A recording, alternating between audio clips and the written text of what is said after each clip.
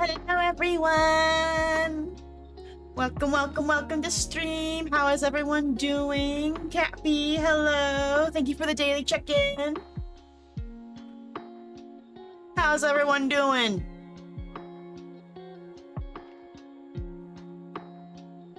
Hi, Cappy.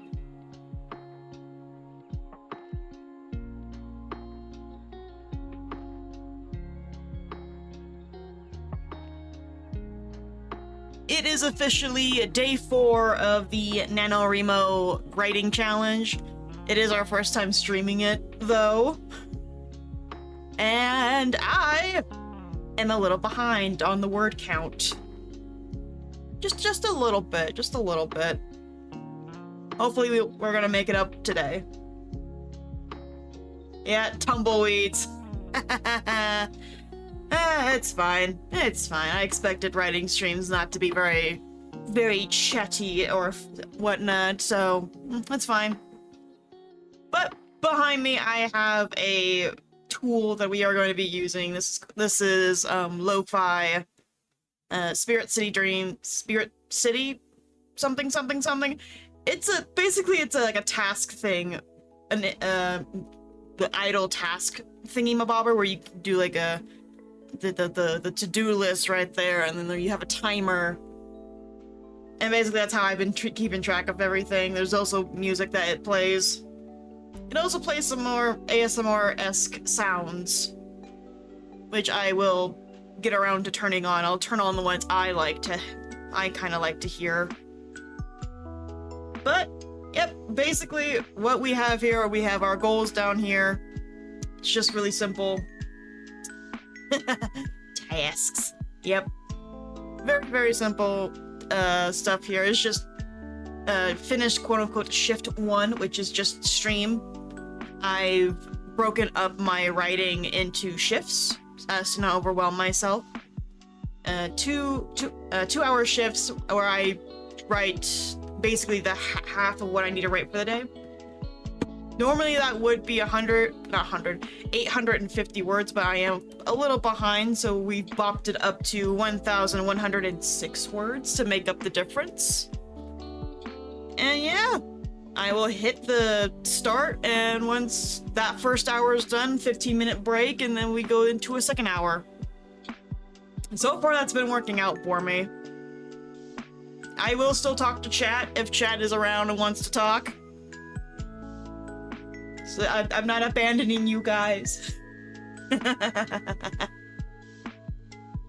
Yeah, I'll still talk to chat. I'll still answer any questions chat has. Let me pull up my lore forge. What up? That is the NaNoWriMo word tracker that I have. There we go. We are sitting at 58,007 words in the manuscript for the book. We are currently in chapter 18. We just started the tournament, the little tournament arc that happens towards the end of Act 2A, where the heroes have to win this tournament to get the MacGuffin. Essentially, I'm in the battle scene for the first round. It's a battle royale, and our main character Soren got nailed in the face.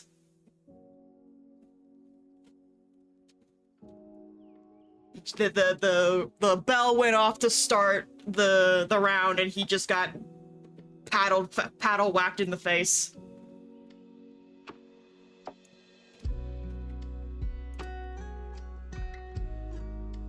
Also, I have introduced the other dragon that's going to be joining us. He is not named in manuscript yet, but he is here. So Astaroth has finally made his appearance. I have chocolate, I have cranberry juice, monsters, and lemonade. I've got my snacks. Let's go. Let's go. Hour on that timer. You guys can either chill with me and listen to the music, or maybe even work alongside me. Up to you. But let us begin, shall we? Start that timer.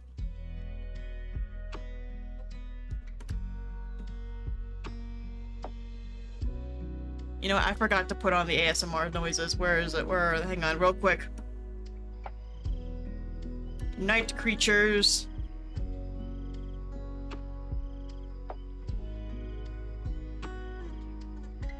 Where's the keyboard? There we go, keyboard. You're playing some Duet Night Abyss? I completely forgot that was coming out. I was on the download list to go get it. I forgot about it. How is it so far? I know they got rid of their whole gacha system, which is what drew me to it.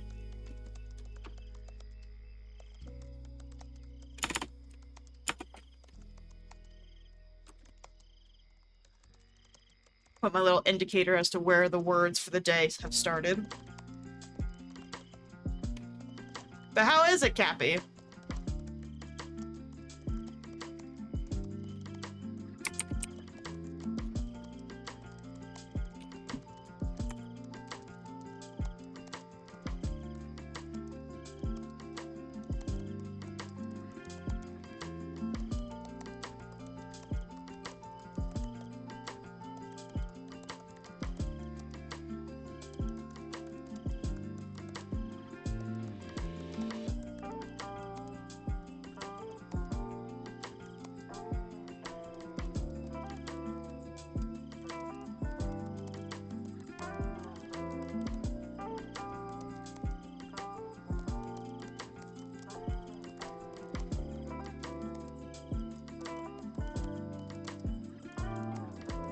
Ooh, good if you like the grind. I don't mind grinding. I'll have to go find it later. Get it downloaded. Maybe that's what we'll play tomorrow. I don't know. I'm between playing, honestly, anything. I'm between playing like Planet Zoo or Code Vein, which I know I need to get a move on the Code Vein storyline. Because we have a little under 2 months before Code Vein 2 comes out. Not that great optimization. I play Genshin. Genshin doesn't have great optimization either.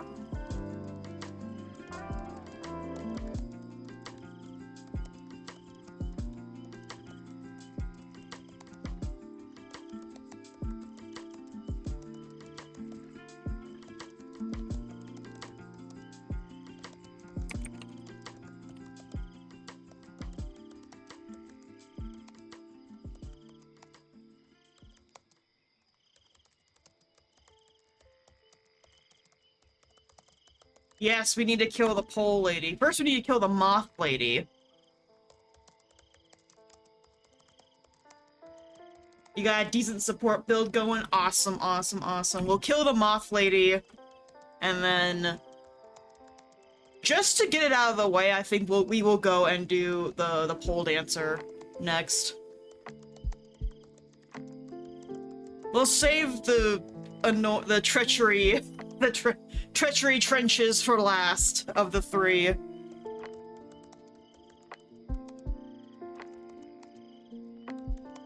Yes, apply a lot of buffs. Buff me. Yeah, I think we'll play Code Vein tomorrow for the gaming stream. And then Thursday's another writing stream, and then Friday is going to be another game stream. That's gonna be Final Fantasy 14 because we get in the Return of the Fall Guys event in the casino, and that is always a lot of fun to do. I don't know if they're bringing any new rewards or anything like that, but I'm going to go get them if they do.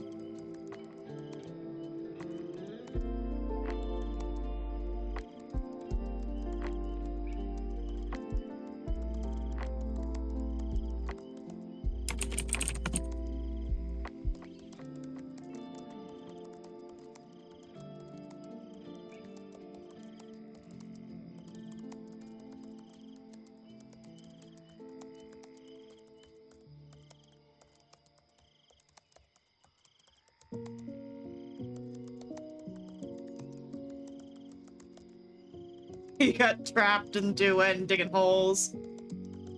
Wait, why are you digging holes, IRL?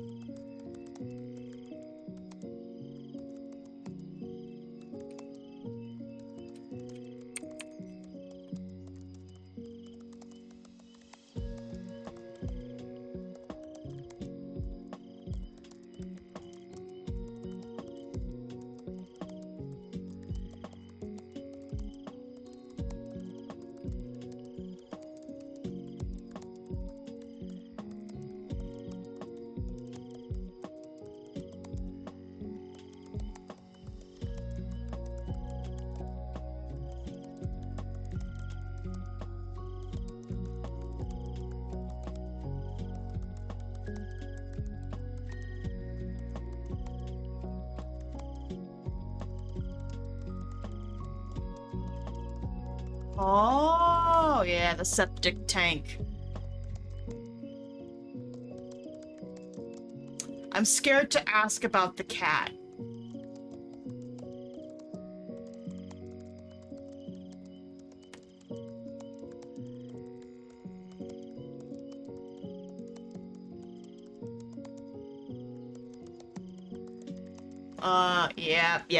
Yep. Had an idea. Had an idea. I'm sorry, Cappy.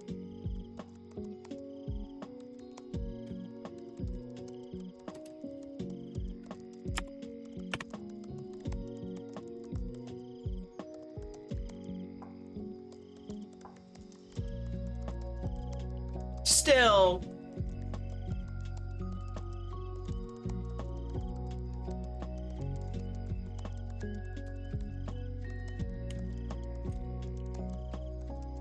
Still, my condolences to the families.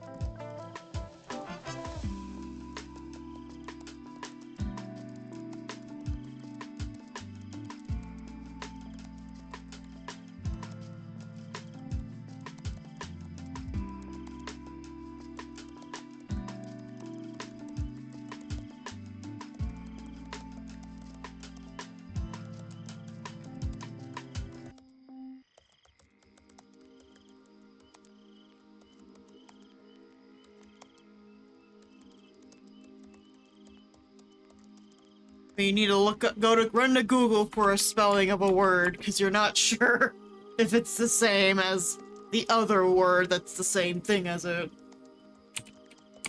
There we go. Much better. 2 ways to spell bizarre. 2 very different meanings.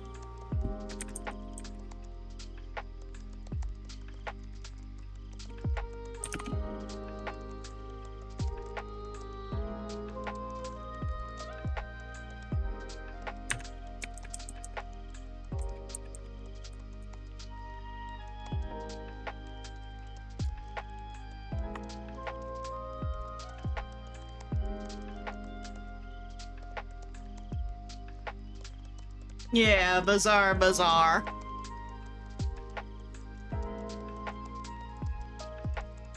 Google, your best friend for figuring out how to spell things correctly.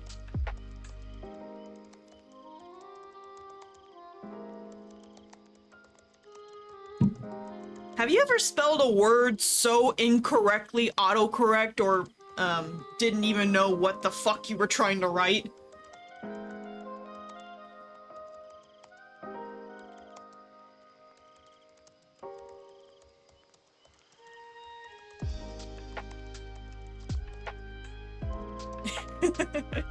Hi, DK.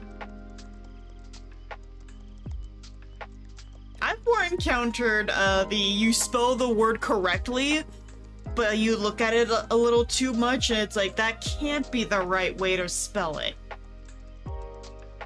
Like, this looks incorrect, but it's not.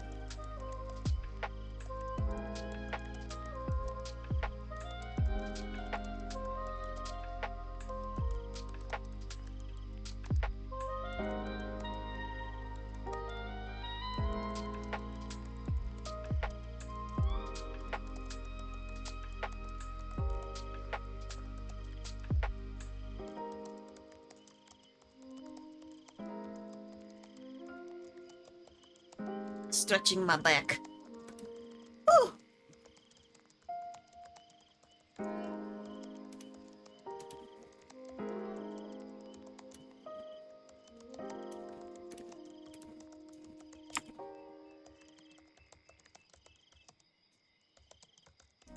I wonder if we'll be able to finish. Excuse me. I wonder if we'll be able to finish the scene today. Because this battle scene is meant to be kind of lengthy. Because, you know, it's a homophone word. This battle scene is meant to be kind of long.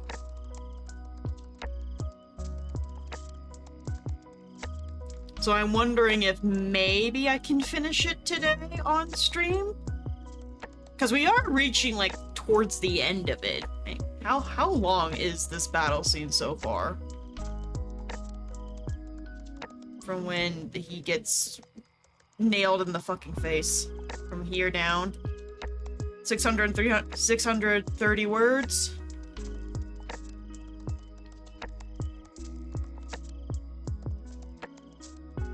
Ah, yeah.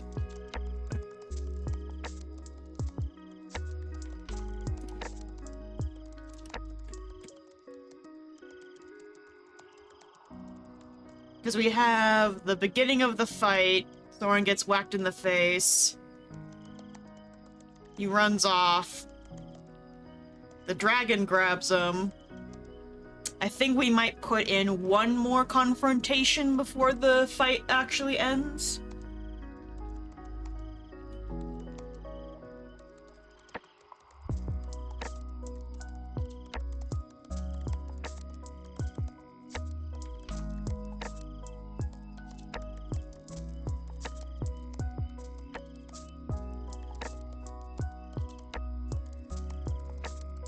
A rap battle. It's a battle royale. So it's like a bunch of contestants are all in the arena, and they're fighting until only 16 of them remain. I have not specified how many people are actually here. It's just implied to be a lot.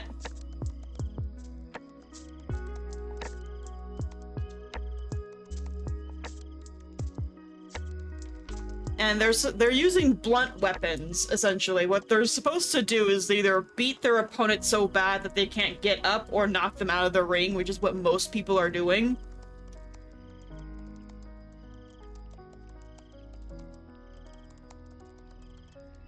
And Soren grabbed a whip that has a blunt end on it.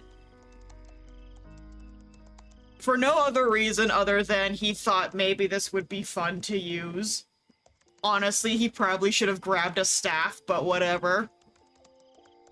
Because, you know, he'd be a tiny boy.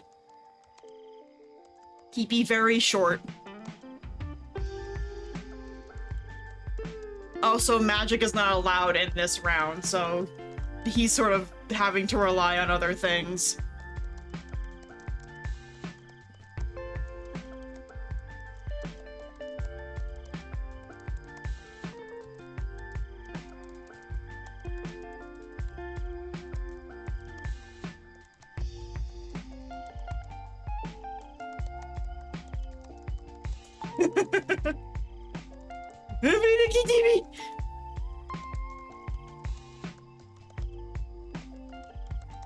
But he's lost track of his friends. He knows that Moore is gonna be just fine. He doesn't know where his girlfriend is, Sienna. He doesn't know where she is. Yeah, it is fun to make your characters do things that they aren't normally comfortable with. The battle royale started with the ringing of a bell, and just out of nowhere, Soren did not see it coming. A human next to him smacked him in the face with a paddle.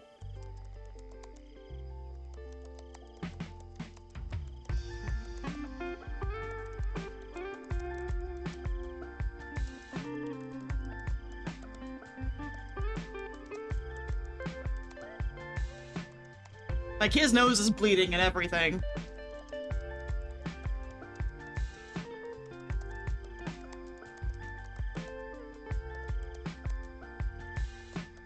Soren would win a dance battle. He would win a dance battle. He is actually a very good dancer.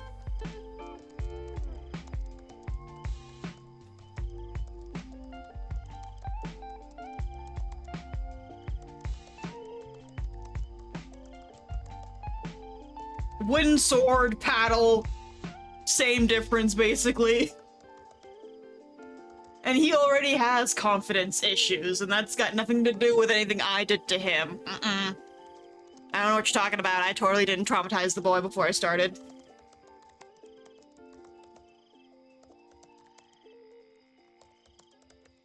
But, like, he's 5 feet tall.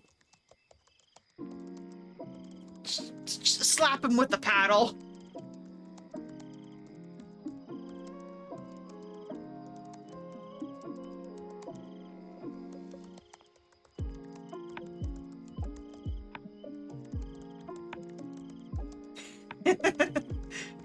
Hi, Jester. I didn't do anything yet.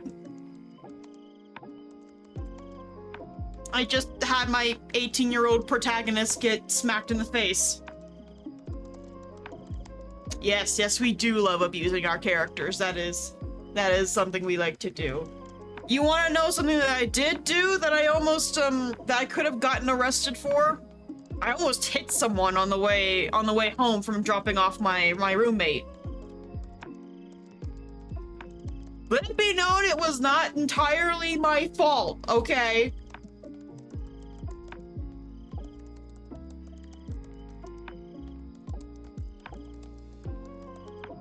Not even that, this lady just walks out into the middle of the road. You know those people who cross the street without the crosswalk? They just go out there? What, she was looking at her phone. She wasn't even paying attention to see where people were, where the cars were. I had to slam on my brakes. They're all over the place here in Utah. Like, it's ridiculous. Like, are these people trying to get killed? Like, some areas here, I understand why. It's because, like, this spot really needs a crosswalk, and there just isn't.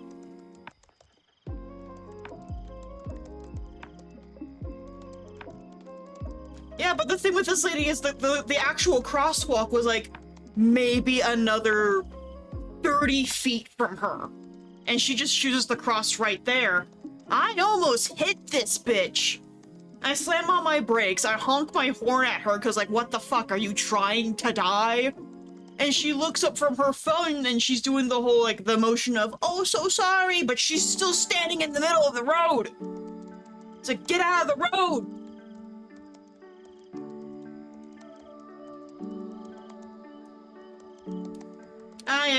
I did miss 40 points.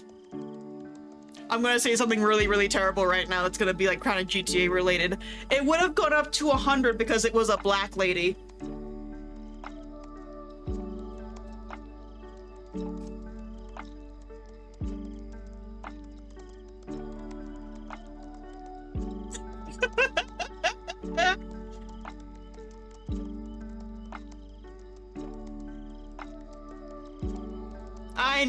I know. That's why I gave the quick disclaimer. In GTA, they basically do the same thing.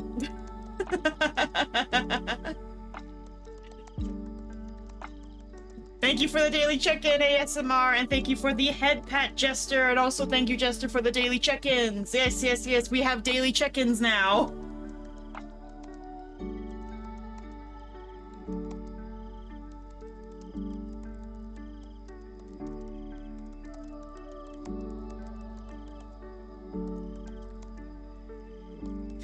Thank you for the daily check-in, DK.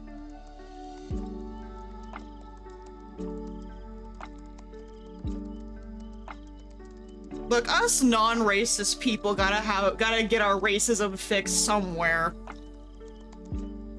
That's not a good thing to say either, I'm sorry.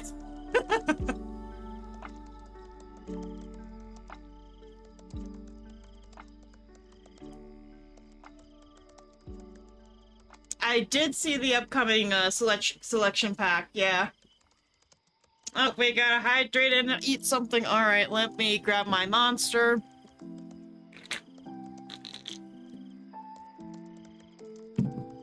I am a hazard to society. You should all be worried.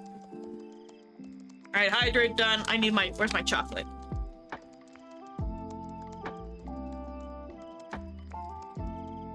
Chocolate.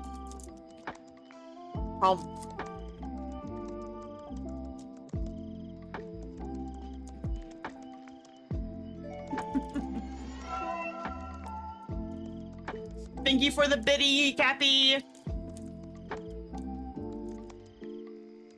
Racism is built into your country? Where are you from, DK?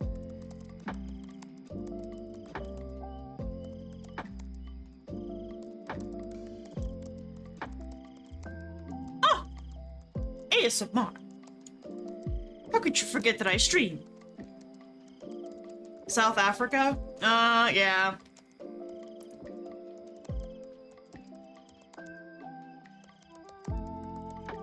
I want to do the same thing to my country, Jester. For reference, if anyone doesn't know, I live in the US.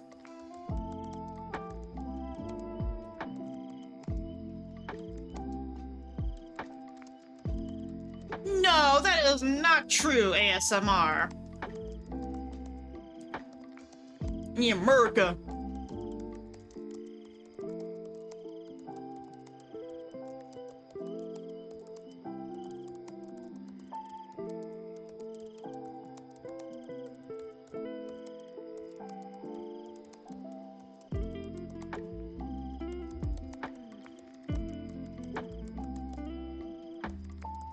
I mean, yes, I would rather stay in bed, but at the same time, like, I've got work to do.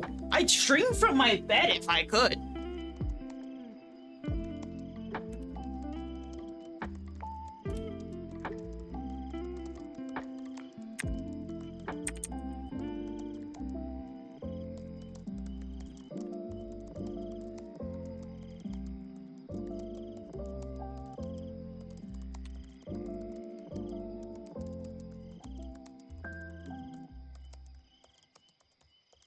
It is called a sleep stream, but you know what, ASMR? I don't know if you guys are ready for that. I don't know if you guys are ready to watch me flip and flop and struggle to sleep for 2 hours.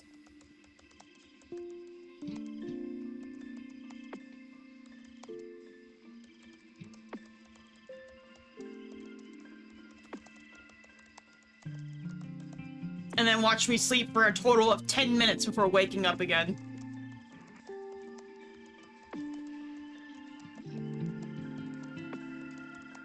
No, Jester, quite the opposite.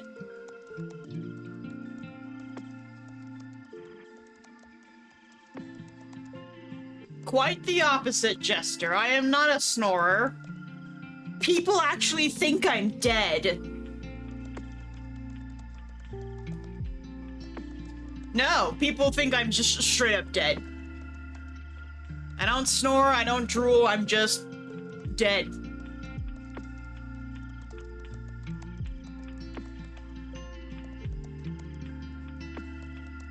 I am a corpse sleeper, assuming I can sleep.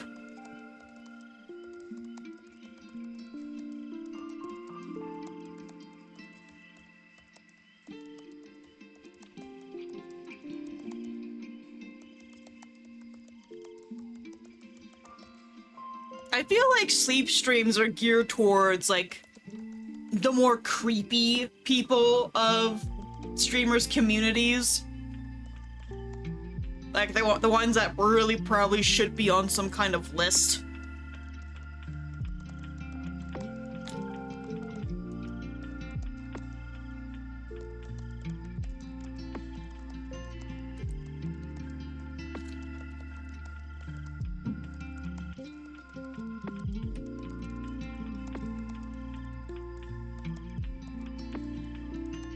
I'm on a bunch of lists, but not for, like... not for anything like that. I'm definitely on some sort of FBI watch list because of the stuff I've Googled for writing.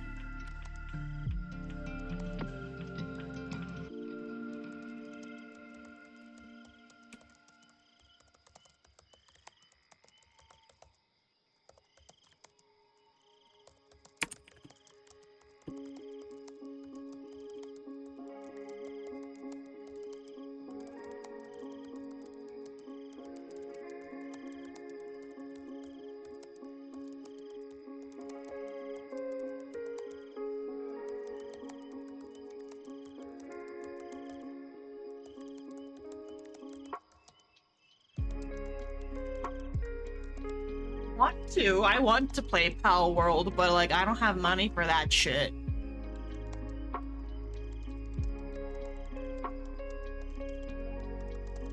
There's a bunch of games I want to play that are on my Steam wish list, but no one wants to buy me shit.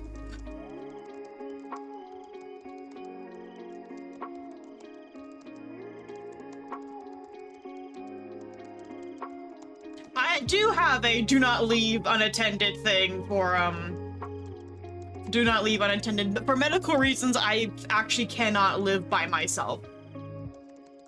I am a danger to myself should I ever live alone. Have I written a lot of villains before? I have. I have.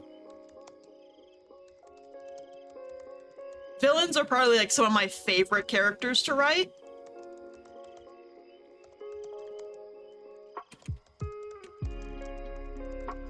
The day I get put on a no-flight list is the day I cry.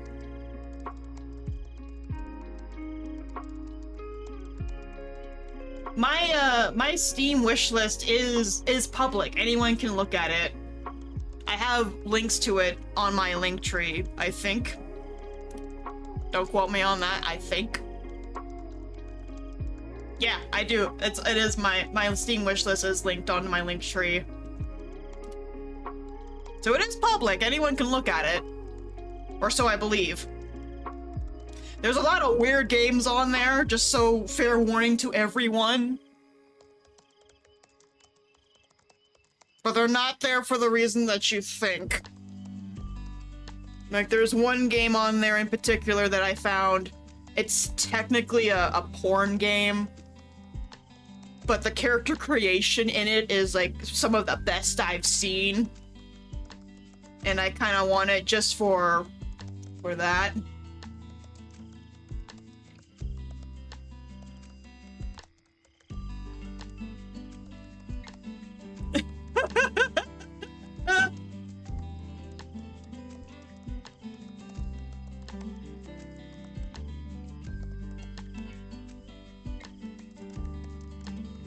Our RPs will never breach containment. Me and Eden keep that too under wraps. But do we have villains who are the sibling of the hero? Sometimes yes, I will do that. In this case, for my book, you can constitute Soren as like he's not actually a hero, he's just an asshole who just happens to be around. You're not gonna see many horny games, Jester. You're not gonna see too many of them. And look, I'm a basic bitch when it comes to porn, okay? I don't watch it, I listen to it. Like a classy lady.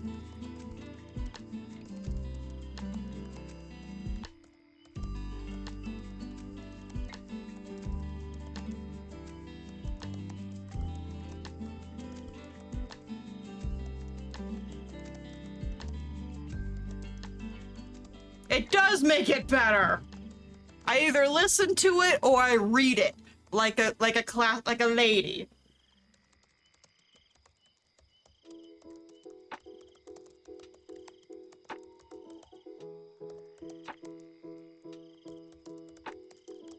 I do that too, Jester. I do that too. I recently did that with Dragon Ball. Now, I'm not that big into Dragon Ball.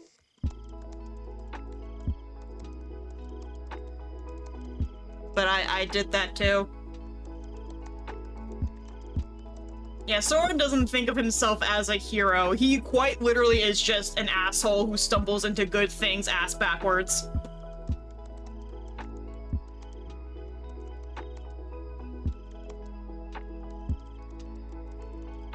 If you want to, I have Repo.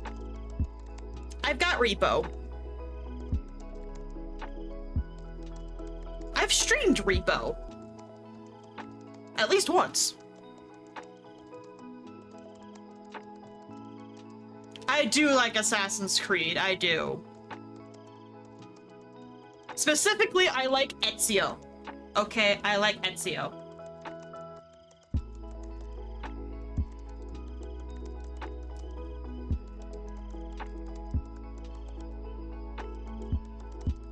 Ooh, a superhero series? Yes, everyone loves Ezio. It's Ezio, okay? It's Ezio Direttore. I know I probably said his last name wrong, but I don't fucking care. It's Ezio. I'm not Italian. Okay, I am Korean.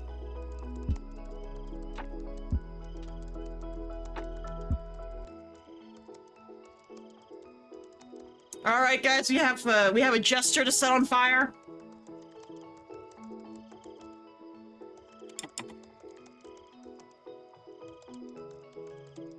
Assassin's Creed 2, Assassin's Creed Brotherhood, and there's a third one that Ezio's in. I can't remember what the other one is.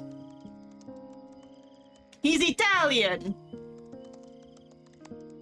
He's Italian. Go look him up. Go look at him. You'll very quickly be like, oh no, he's no femboy. I'm the femboy.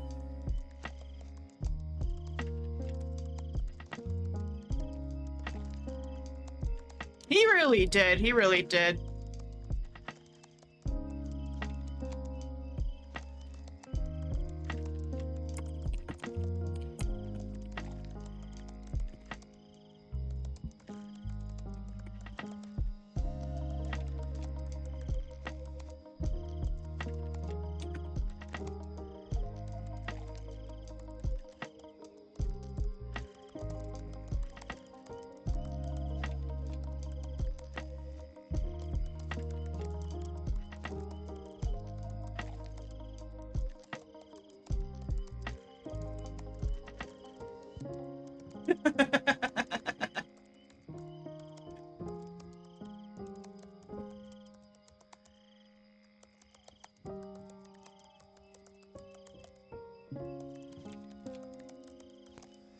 I have not played Black Flag.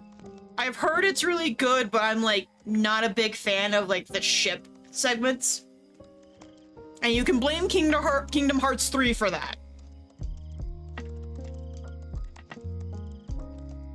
And yes, ASMR, if you want me to play Repo with you, you're gonna have to add me. Yeah, you're gonna have to add me on Steam. I'm Asian, of course I can't drive. We have cars that do that for us.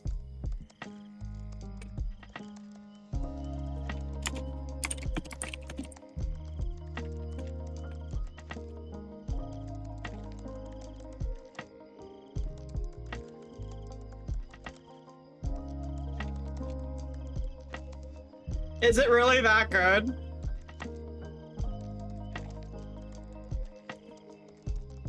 I mean, I'll play it on stream if someone gets it for me. Cause like right now, I don't got no money. Connor, the main character.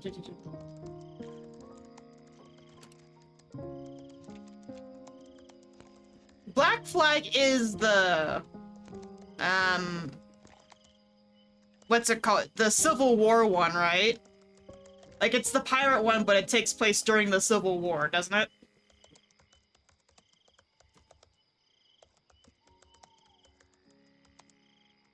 Or am I thinking of something else? I know there is an Assassin's Creed that takes place like during the American Civil War. Just before? That's what I was thinking of. He's the dad. Like, I knew who Connor was. I wasn't sure which ones he was in, though.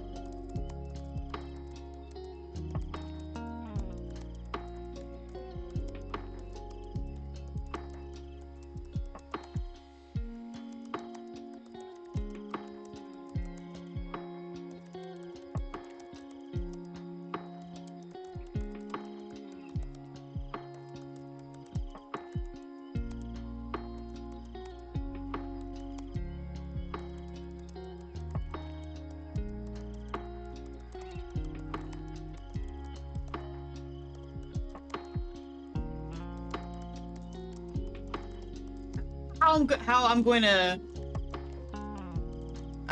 going to do like the 18+ games on stream. I would love to do it. I have no idea how to do it though, because you know TOS and all that shit. And then I can't do it on YouTube either. I mean, I guess Ko-fi works. I can post those videos on Ko-fi. I'll have to figure something out. Whether not, yeah, I don't want to lose my channel. I think the furthest I'll push it is to play Baldur's Gate, and then just put on like a, hey, there's naked people here. It's not the focus of the game, though.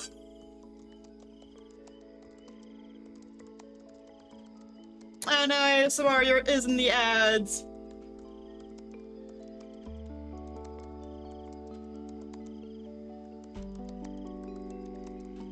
Make a second account. Make a second account. See how it goes. Lose it immediately.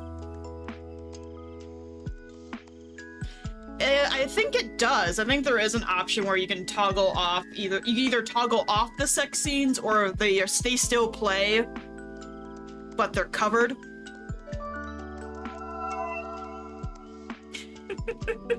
Thank you for the gifted DK. There you go, ASMR. Your broke ass has a sub.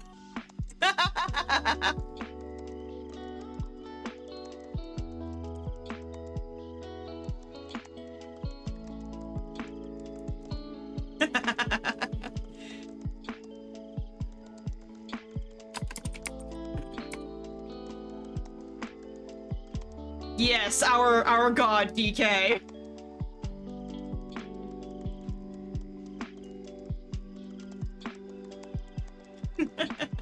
DK, do you have a sub? You've gifted so many subs. I can't remember if you yourself have one.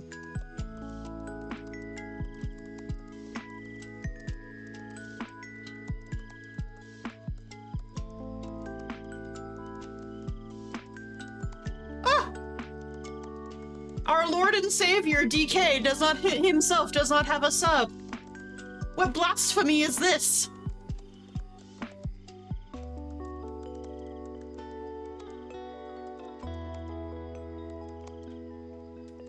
Yes, sir. Hey. What's left on my timer? I didn't look. I got, what, 15 minutes on my timer?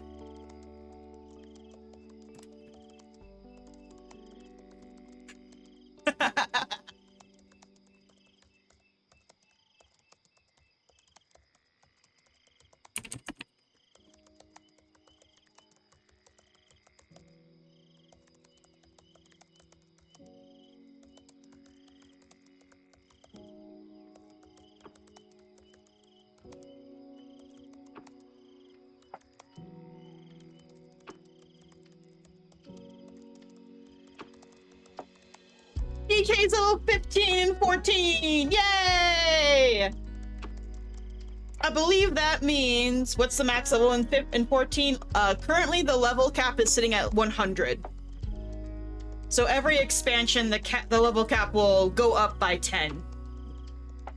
So we're sitting at level 100 right now. Which is where all the fun happens.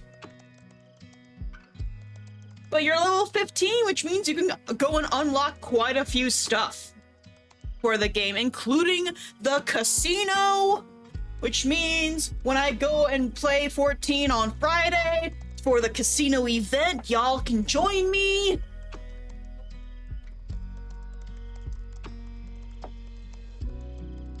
Because there's a Fall Guys event coming, and I love playing that. It's so chaotic and fun.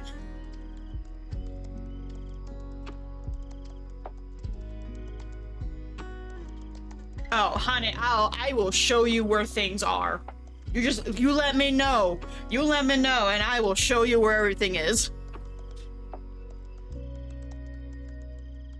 Because there's a quest in Ul'dah that will take you to the casino, and I think there's another way to do it without doing the quest, but the quest takes you straight there.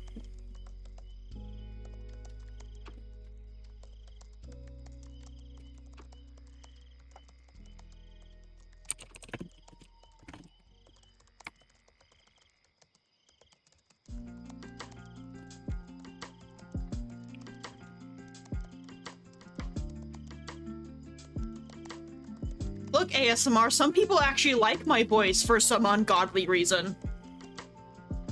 I don't even like the sound of my own voice.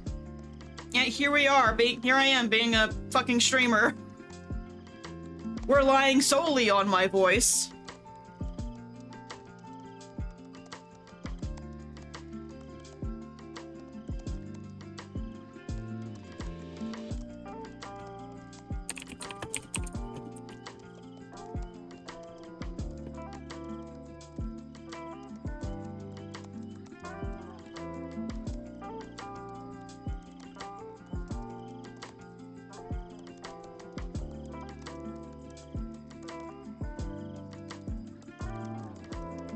It does?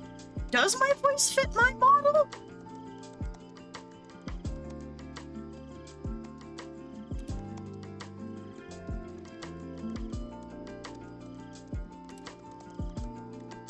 I mean, I'm looking at her and I'm looking like, she looks like she would have a higher pitched voice. Like, not like, ooh, not like the, I can't even do the ooh-woo voice. I can't even go that high. You can't gift me, what?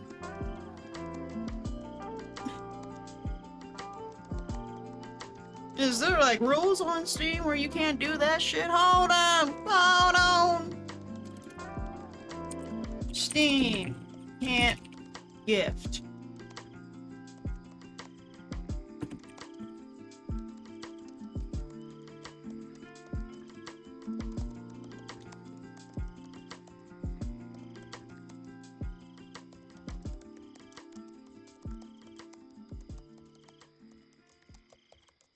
Do you have to be friends to gift? I mean, I wouldn't fucking know. Oh, yeah. Do you have to be friends to do that? Hold out. Hold up, everyone. And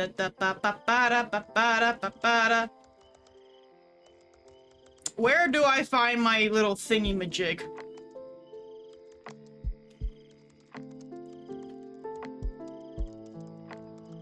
Okay, hang on. I'll drop it. I'll drop my thing.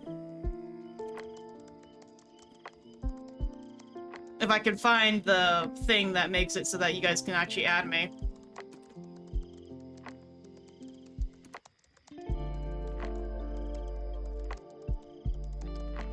Okay, there we go. There.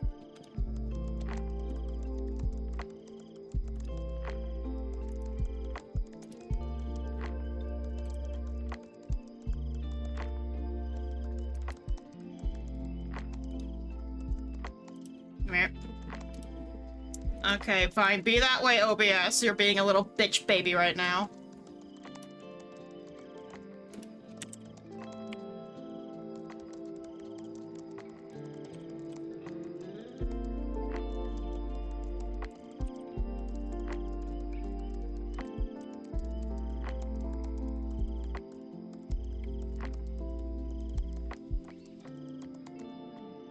There you guys go.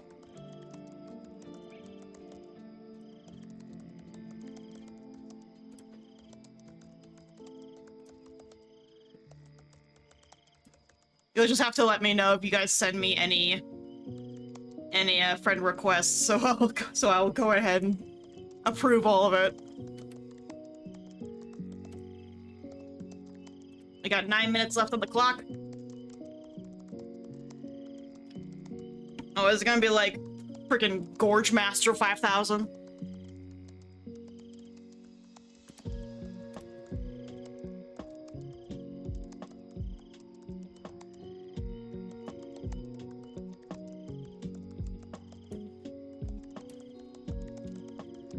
It's gonna a monkey.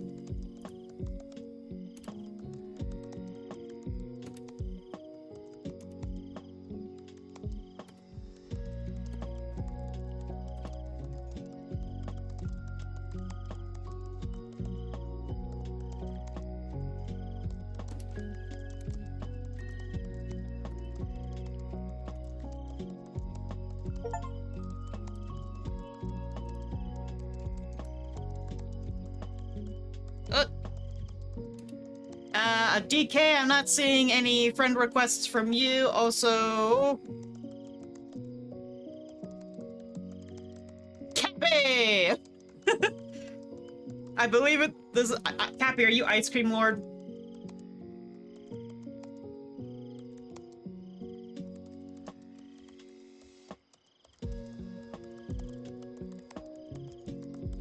Thank you, Cappy, for gifting me Assassin's Creed Origins. Ice cream!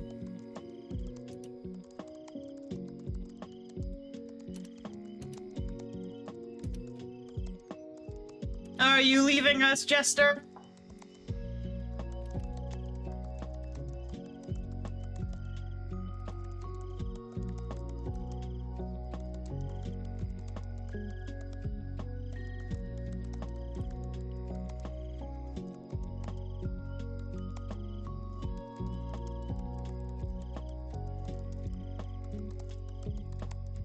It shouldn't be because of the region.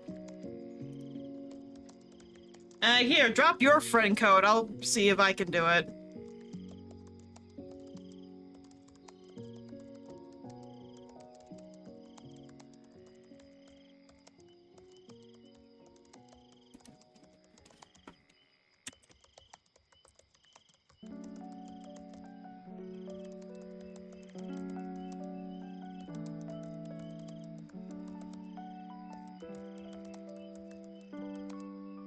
There you go, DK. I sent one to you.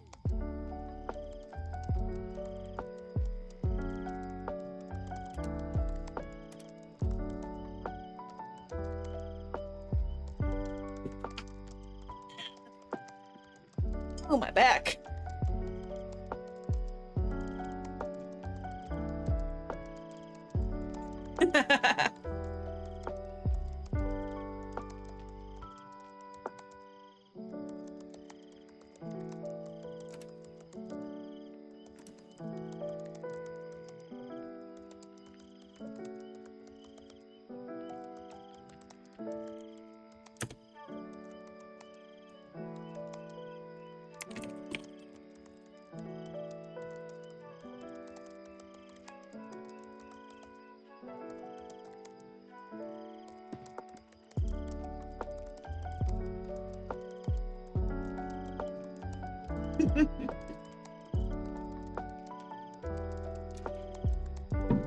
Take all the time you need, ASMR. We're gonna be here a while.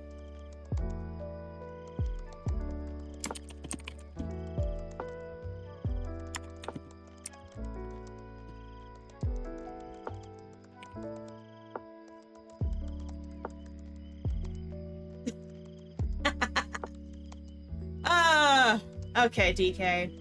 You want a random excerpt from the book? Alright. What chapter, my man? What chapter do you want? We got prologue all the way down to chapter 17. I won't read from 18 because that's what we're working on right now. Which chapter do you like?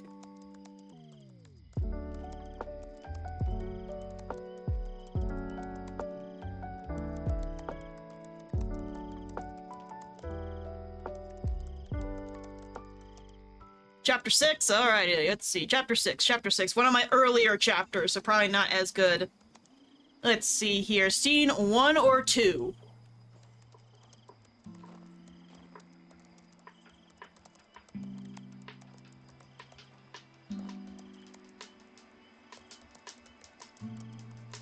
Scene 2? Alright, let me take a look here. So, chapter 6 is the entrance exams to the university.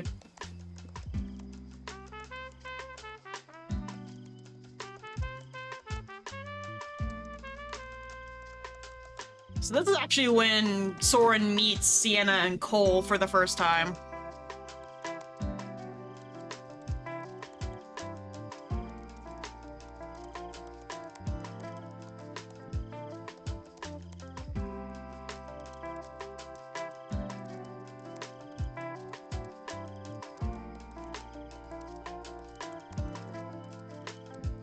We'll go from here to here, so a bit of a lengthy one. Bit of a lengthy excerpt. Alright.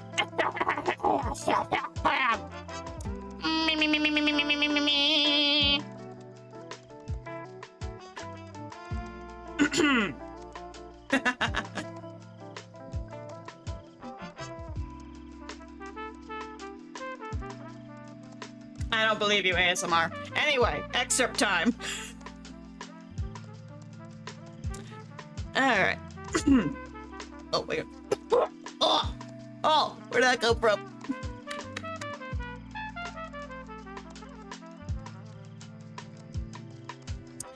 The results were supposed to be shown just in front of the main entrance to the school. Once the mass majority had gathered, the proctors rose giant magical billboards for each of the classifications with lists of names of those who had passed. Sienna immediately started pushing and shoving to get to the front of the sorcerer's board and started intently scanning the list of names for her own. Soren hadn't seen her exam, so it was hard for him to guess if she had gotten in or not, but this was quickly answered when Sienna jumped into his arms.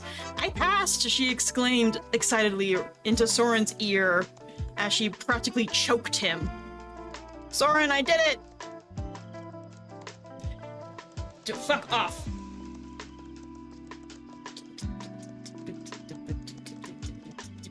Bam. Bot gone. Okay. Ah! Alright, where was I? Practically choked him. Soren, I did it. "Yeah, you sure did," Soren said. Mind letting go of me. I'd like to breathe, please." Soren did a dramatic gasp of air as soon as he was released from her grasp. "Me next," Cole said and pulled Sienna and Soren along to the wizard's board.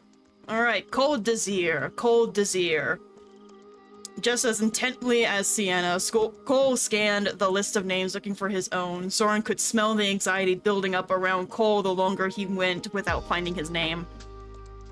It was starting to make Soren uneasy. So he looked at the board and started looking for his name too. Desir. "Right there," Soren said, pointing towards the end of the list that was up on the second board. Cole bent his knees and started repeatedly punching the air above his head while screaming something. Well, wizard's magic is pretty basic. Sienna rolled her eyes and turned up her nose at Cole. I can read, I swear. Take that back, bitch! While those two went about their fourth screaming match of the day, Soren went looking for the sage board. Want me to tell you if you passed or not? Soren jumped a little when he heard Aeolus. This was going to take some getting used to. No, I want to see myself. The sage board was near the end of the line of boards. He wouldn't call the list of names a list. There was only 3 names on there. And he was one of them. A warm feeling flooded Soren's chest as a smile grew across his face. I passed, he muttered to himself. Griff, I passed! Soren jumped a little in his delight, and he couldn't wait to tell Griffin. I did it! And there you go, there is your excerpt for the day, and I heard the timer go off, so now I'm on my 15-minute break from writing. But there you go, that's your excerpt!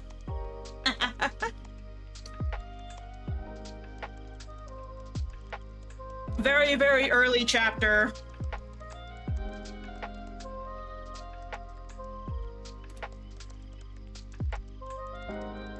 Let's see, let's do a quick word count. How much have I written in that first hour? I only wrote 289 words in that first hour. I feel very disappointed in myself.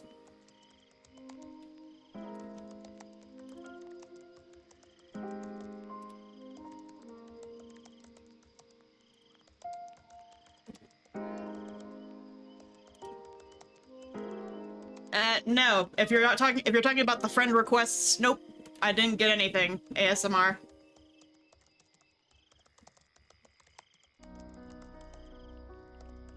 But 15 minutes of relaxation!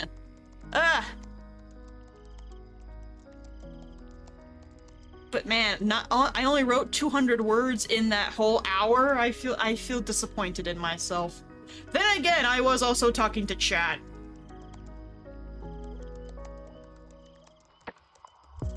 The number I put, it says deleted.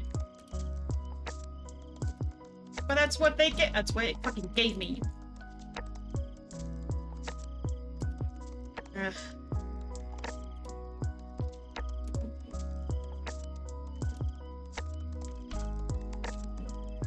That's what it gave me.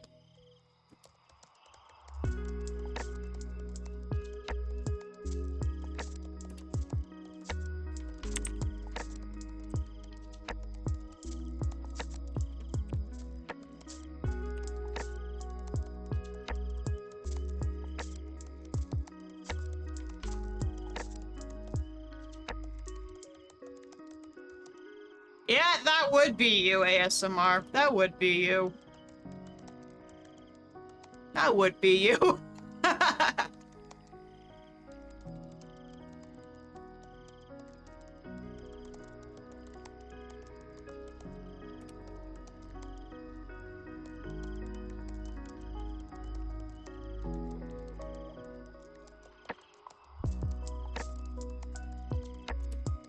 You guys have some pretty interesting ones.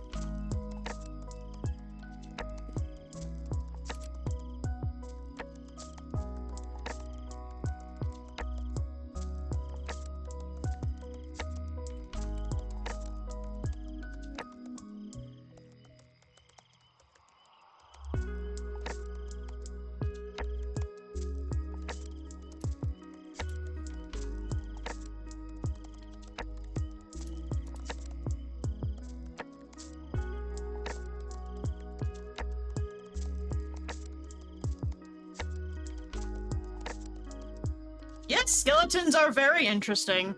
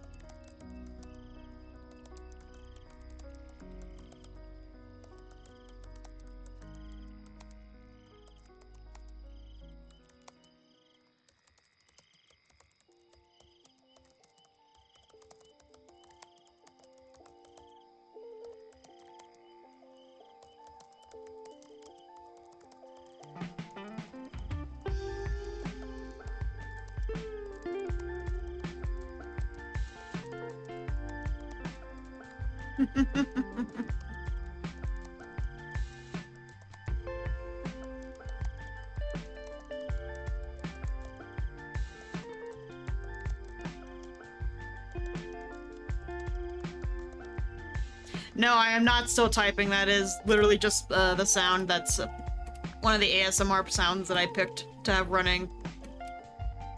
There you go. I turned it off.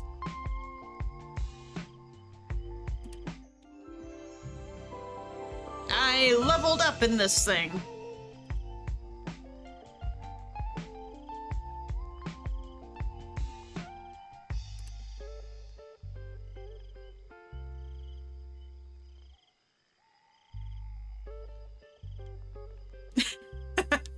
No,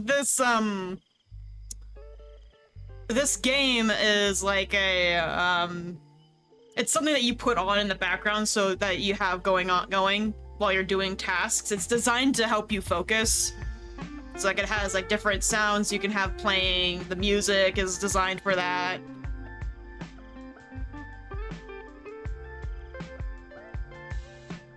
I'll take Stick of Truth. I'll take whatever you guys want to send me. Mama ain't picky.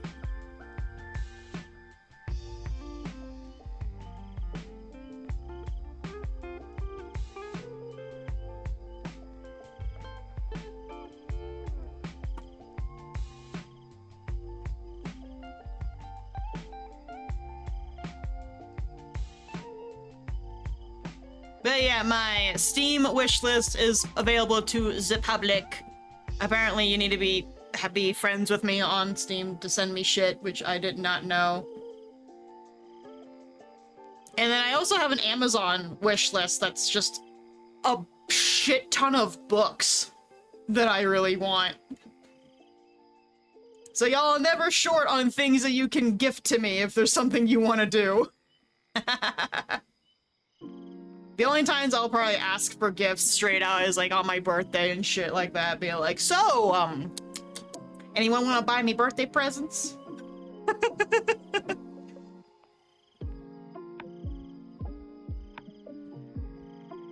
But hey, any new games you guys you gift me, I can play on stream.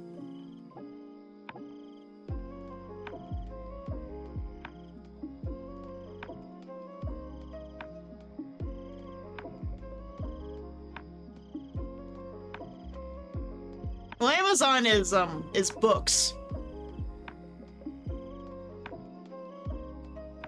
Steam is games.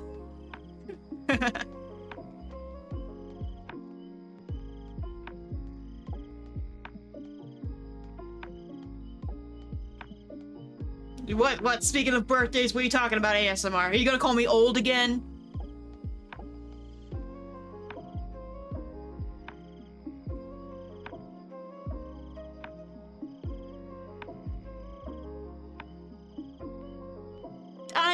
I'm broke, bruh. But we wished you a happy birthday on stream and in the Discord. We didn't forget.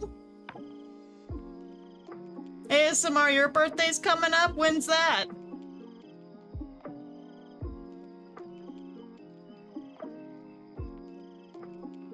The 11th. Ooh. The 11th. Let's see. Let me take a look up the calendar. The 11th is next week. We should be streaming on the 11th.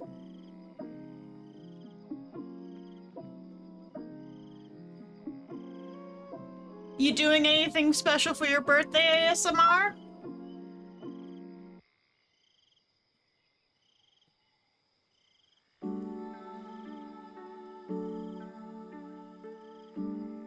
I don't know. I don't know.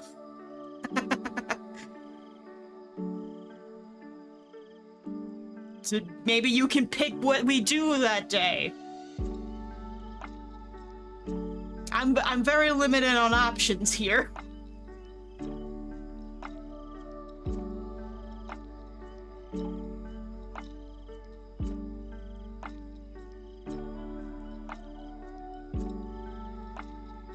Hey, look, pizza is nothing to sneeze at. Pizza is good. Pizza is life. That and tacos.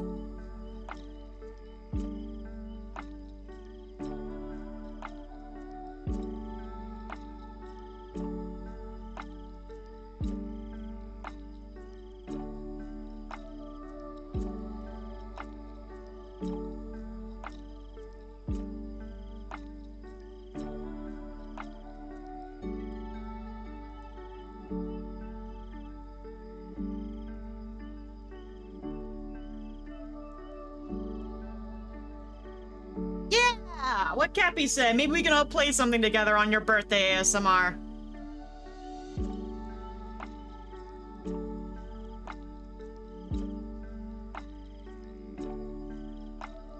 Yeah, we can play Repo or Peak, all of us.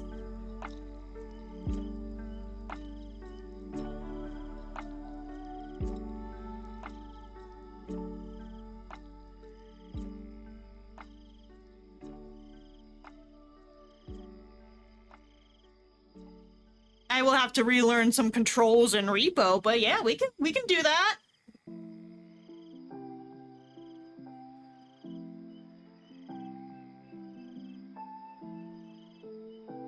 Content, DK, content.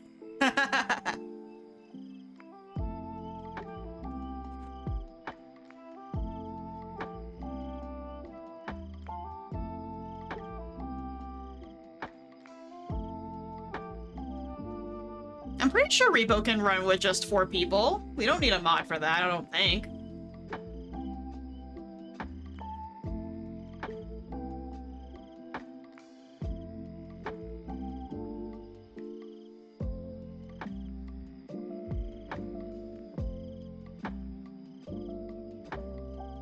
Nope, no one's peeking at the RPs that me and Eden have. That shit is under lock and key. No one's gonna see that, not even if we die. If one of us dies, the other one has been instructed to delete everything. That shit will not breach containment.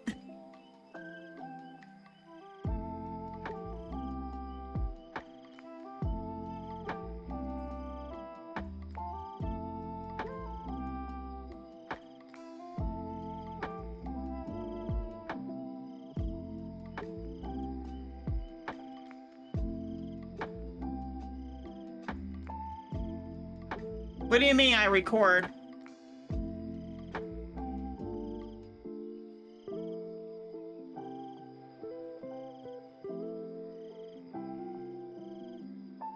Yes, that is exactly what that is. If mine and Eden's private Discord server ever got out, we would have to just commit mass genocide. We'd have to kill everyone. Everyone would have to die.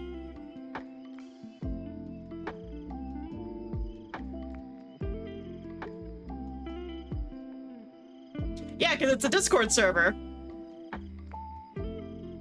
What ASMR is talking about is the private Discord server that's just for me and Eden, where we have like over 100 RPs recorded in that.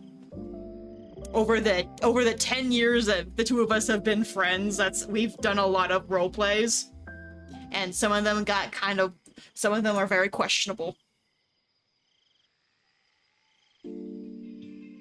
No one is allowed to see that shit. We would both be in prison.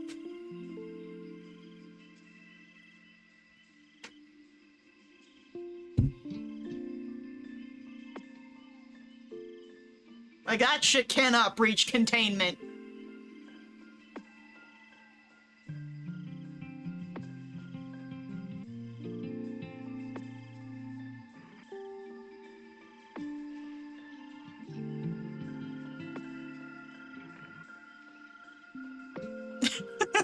Never, I will take the FBI down with me.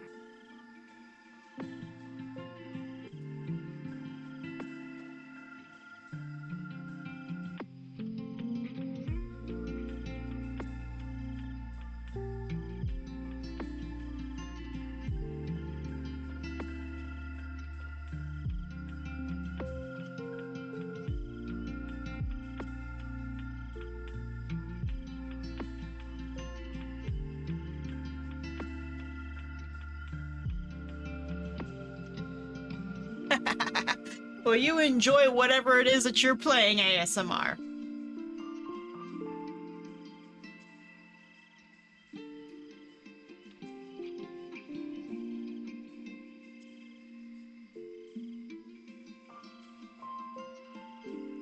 Looking like my timer is about to be up.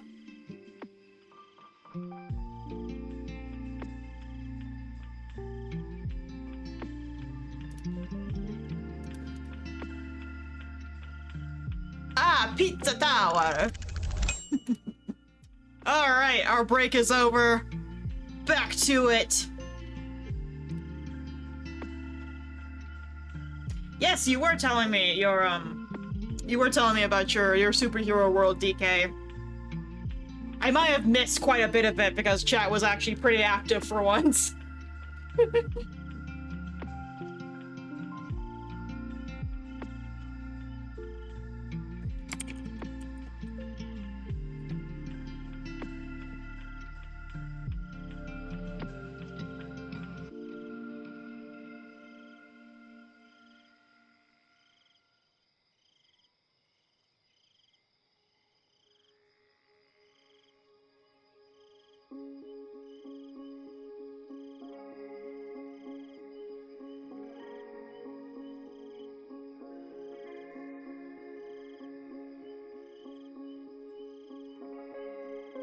To the grind of writing.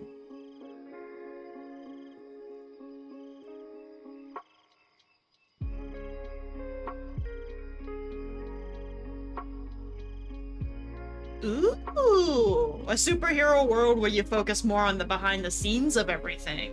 You know, I don't think we actually see much of that. I think To Be Hero X might be the only one that comes to mind that shows the behind the scenes stuff. That's interesting. You know, it is novel writing November. Why don't you write that and post it somewhere for all of us to read?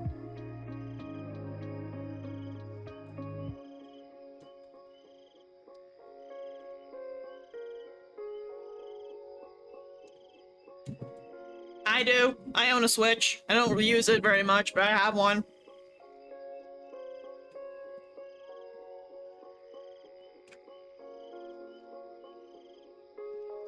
I think the game already did come out. I think it's Dispatch.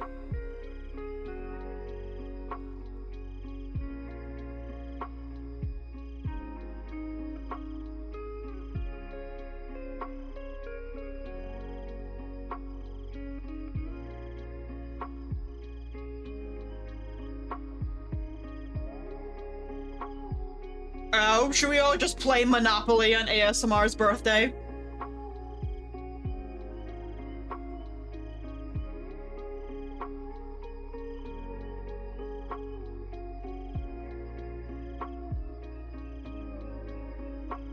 The only reason why I own a Switch is purely to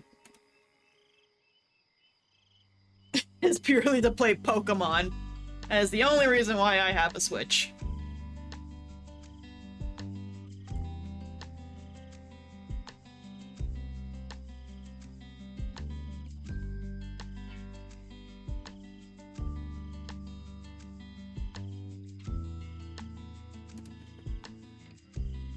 Look, that is ending friendships ASMR. It's the same thing. Go through hell and friendships. Same thing.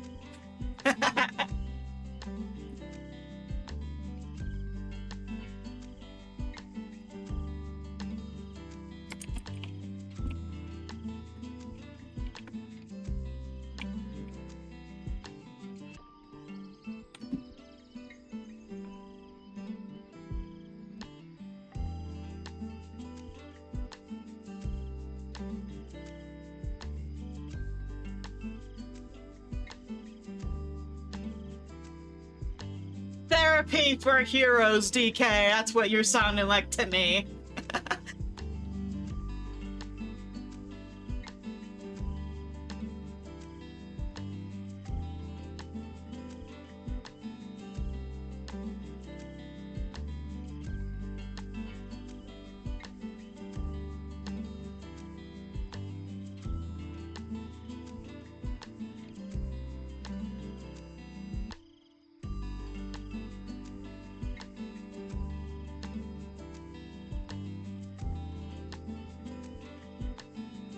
well, DK, now you kind of have to write it. You're gonna have to write it now. Write it and post it somewhere. Or write it and get it and self-publish. Like what I'm doing.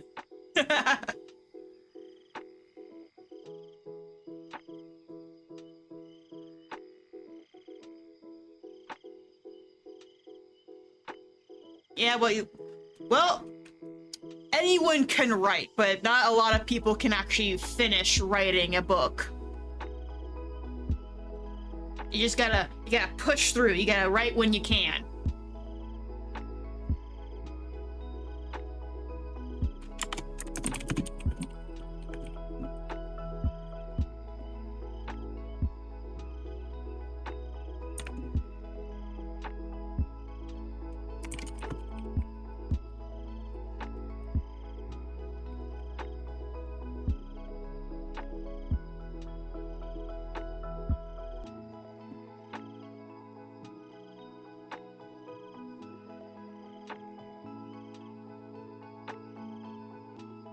Well, here's a challenge for you then, DK.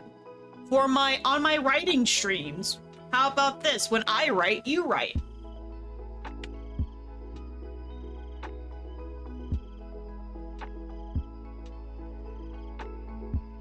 Cause it's not like I'm doing any intricate gameplay, I'm literally just sitting here typing.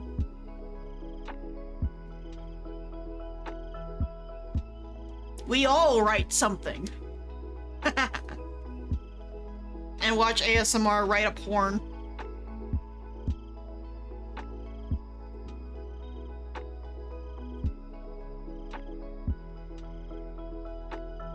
I am playing Clickety Clackety Keyboard Warrior.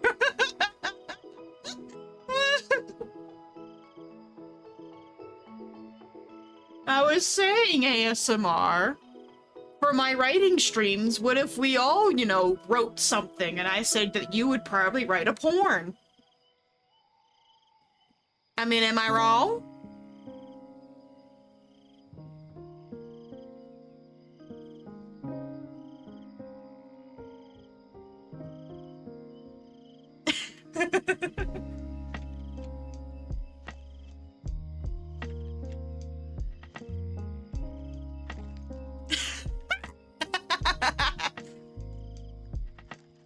I knew it! I knew it! I knew he had something! I could smell it!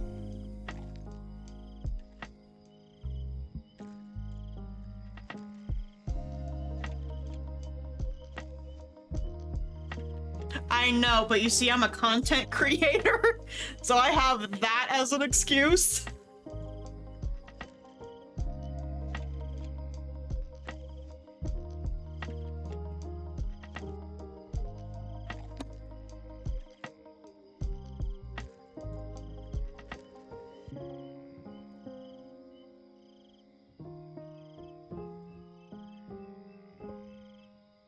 Because I don't have those kinds of games. Also, I don't think Twitch would even let me do that sort of thing.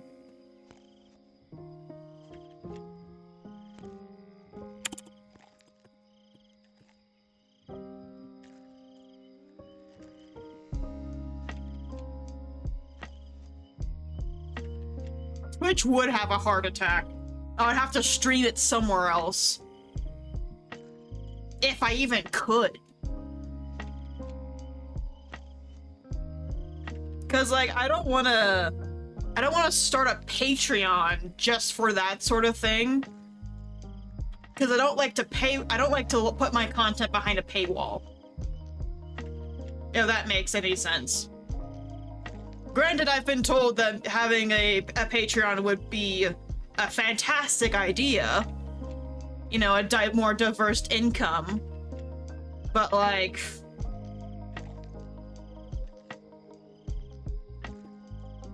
I don't like putting a paywall in front of things. The only paywall I will accept is my book, because I put a lot of work and effort into this. Yeah, there's gotta be a place where I can stream those sort of games without getting in trouble. Ideally, that is also not like a porn site, because I live in Utah and we don't have access to that shit. Like, straight up, we can't have access to those.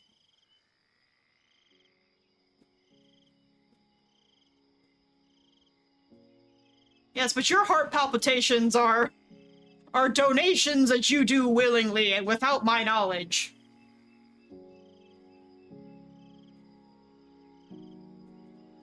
Yeah, so the governor of Utah, I believe, has banned porn in the state, so like if I want to go watch it, I have to like really look for like the most obscure websites, which are not exactly good ideas to go to.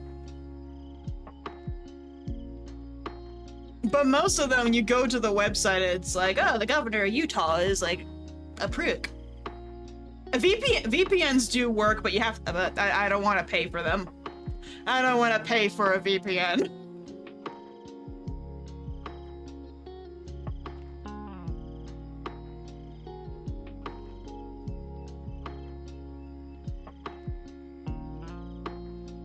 It's also a Mormon state.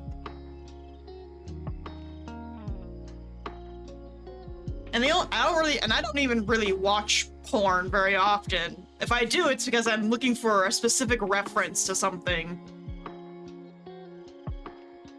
Again, it's research for my book. It is!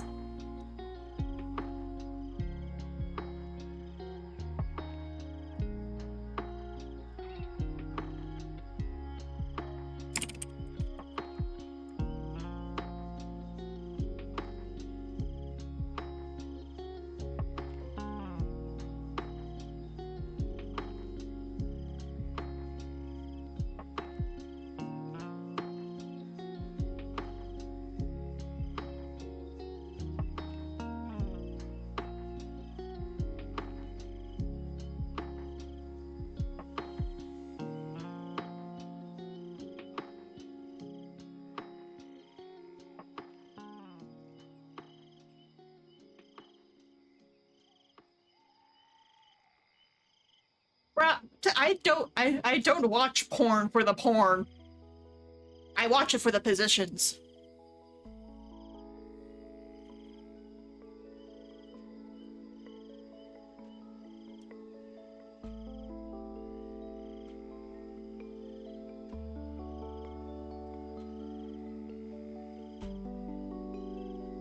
Look, just because you like hardcore hentai tentacle porn does not mean everyone does.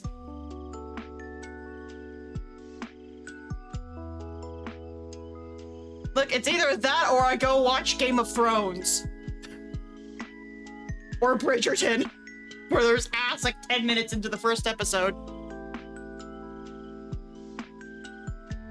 I am not.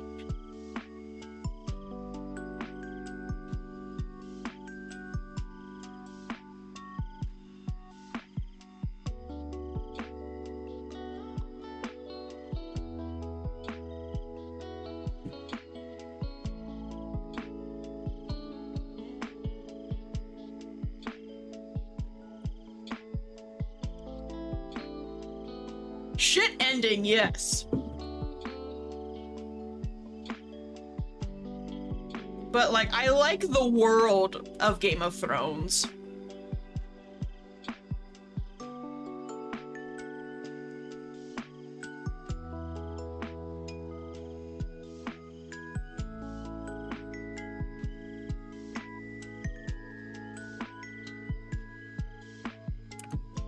Genuinely, I didn't think I would like Game of Thrones as much as I do, because it's like, it's fantasy but without the magic. So I wasn't sure if I was gonna be into it, and I got sucked in. Bullshit ending. But like, it was interesting enough that I stuck to it. Exactly.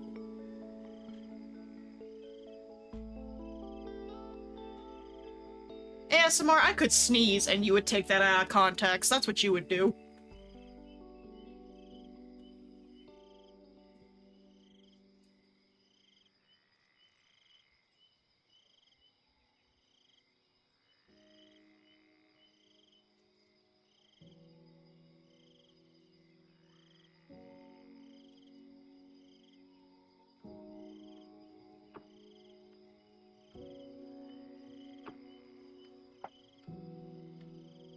They probably are all wrong, to be honest with you. They probably are.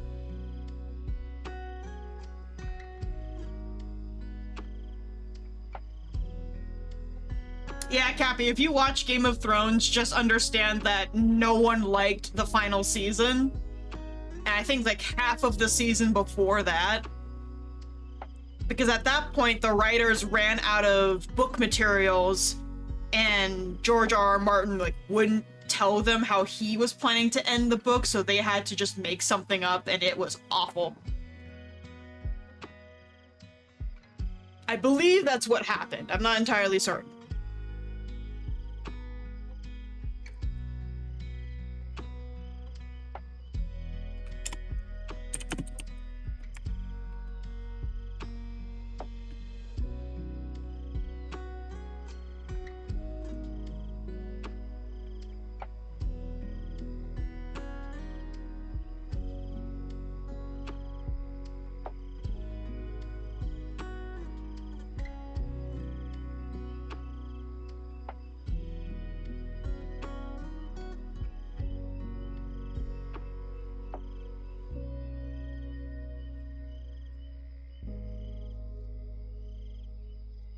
Yeah. I mean, I have mixed feelings about the Red Wedding. For me, it's more of a all of the plots went unfinished, and that bothered me for a little bit, but then I realized like, oh wait, that's just how life works though. And because of that, I have a lot of respect for George R.R. Martin for doing that.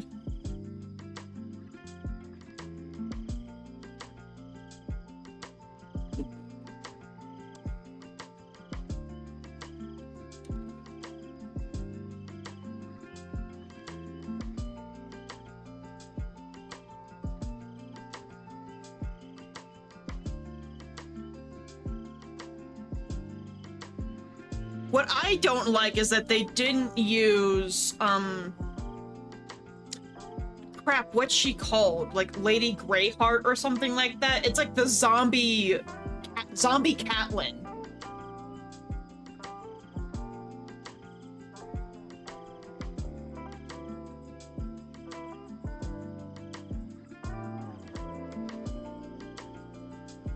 Could we do a movie night on Twitch? I don't know if Twitch would let me. I probably couldn't use the VOD for it, but like, maybe. I'd have to figure out how to record the screen. I just can't have the movie on screen. Then how the heck are you all supposed to watch it?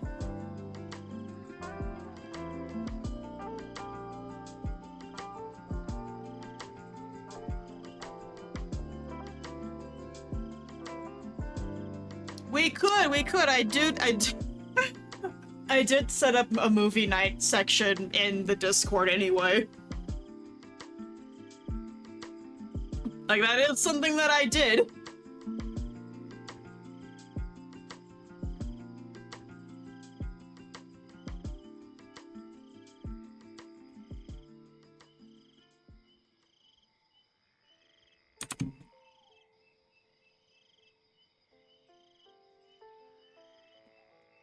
Yeah, make people join the Discord for a movie night.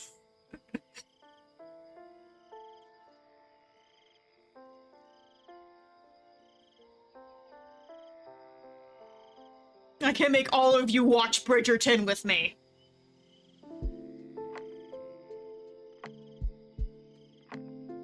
Or I can go looking for, like, the original Yu-Gi-Oh! And we can all watch that.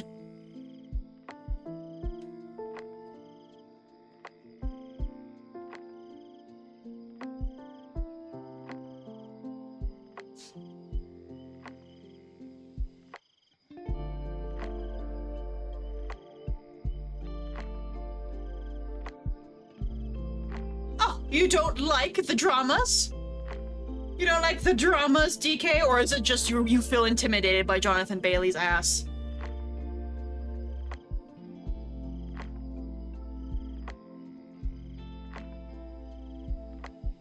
I mean, I feel intimidated by Jonathan Bailey's ass, but he's also in 14, and he's one of the most beloved characters in 14. There's no escaping him! The Paradox one was really good, I will admit. I really liked that one.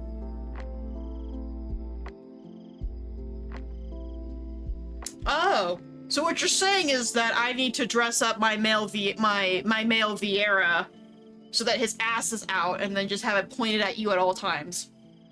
Okay, I can make that happen. I could do that. That's doable. We have the 2B thigh highs.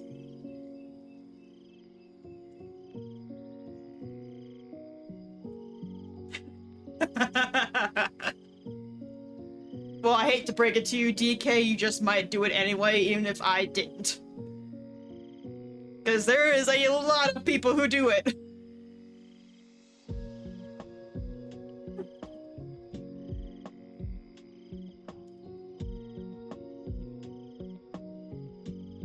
There is an entire, like, guild that hangs out in Limsa Lominsa where it's the Hulk race, and they're all in, like, thongs, just standing there.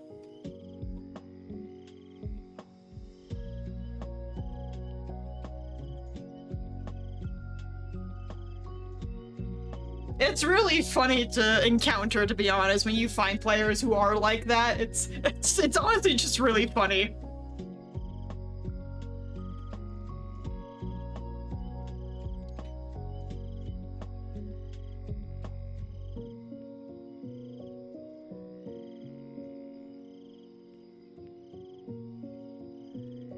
Yeah.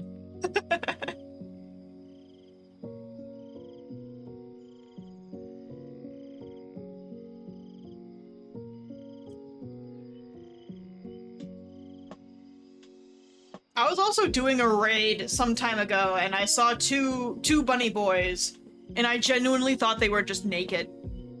But because they had recolored their pants to be the same color as their skin, so they looked like they were just naked off in the distance.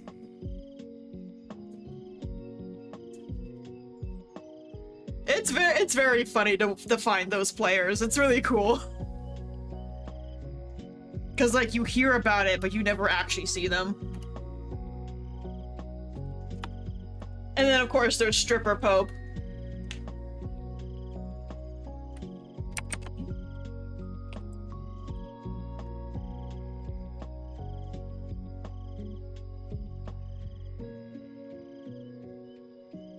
People do stress test the system. Stripper Pope! He is the national treasure of the Corel server. He dances on the steps of Ul'dah. He's just there all the time. The only time he's not there is when MSQ happens, so that he goes off and he goes and plays the game for real, and then comes back and dances on the stairs.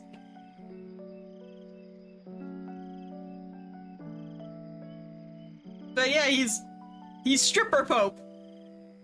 It is the best community. There's a reason why we won that award. We did, in fact, win the award for best community.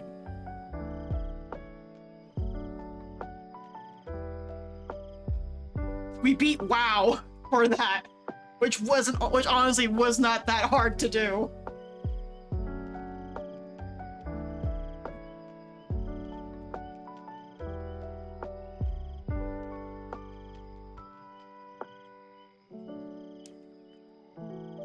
So much so that that WoW players started coming over to 14, and we started calling them the WoW refugees.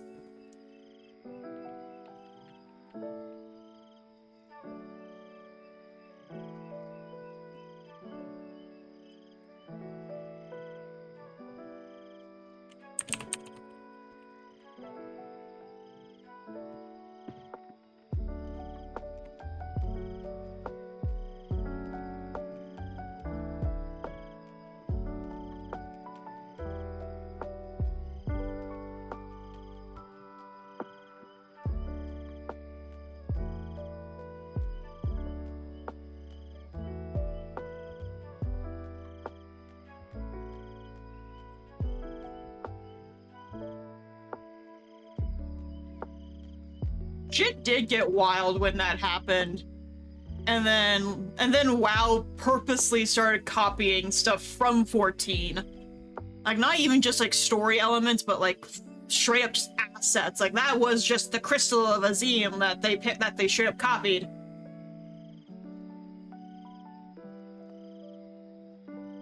But at the same time that was happening, to be a player during that time in 14, there was just a sudden influx of people who were just really fucking rude in dungeons.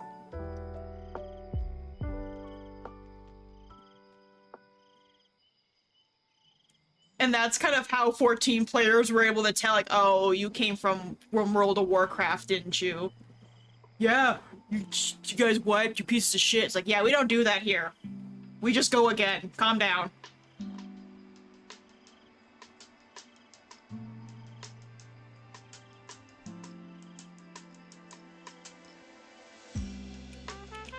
I was trying to get into an MMO, like, back in, like, 2020, 2019, 2020. Just because I really wanted to... I really wanted to play one. It was honestly between World of Warcraft or Final Fantasy XIV. And I only picked Final Fantasy XIV because I was more familiar with the genre.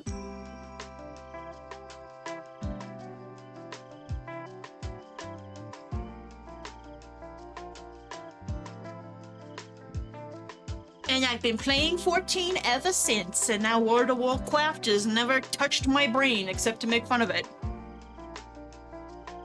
Yeah, the WoW community actually had to learn how to be nice in dungeons. Because the ones who refused to be nice were left to do the dungeon by itself, while the rest of us hang back as like, alright, you can go solo it then, we'll let you die. We don't care. See, I grew up with my stepdad playing World of Warcraft, and I thought it was really cool and interesting, and I wanted to play it. And then I finally had money to have an MMO, and I was like, well, World of Warcraft looked cool. And then I remembered, like, wait, then there's also that Final Fantasy one. What happened to that? And then I played Final Fantasy XIV, and it's like, oh, there's no contest now. This one's the better one. Like, I'm sure World of Warcraft does stuff that is better than 14, but just, like, the base stuff is 14 does it better. Like,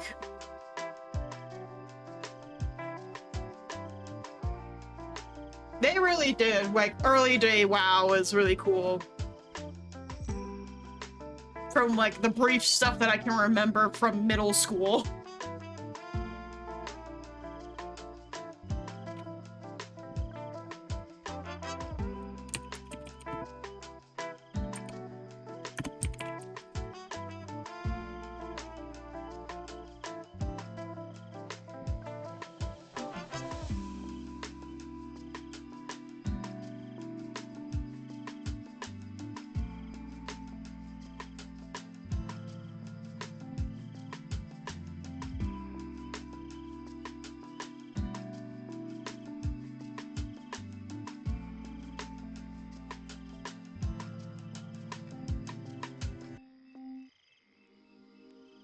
But to this day, I will still recommend that people play 14 over World of Warcraft.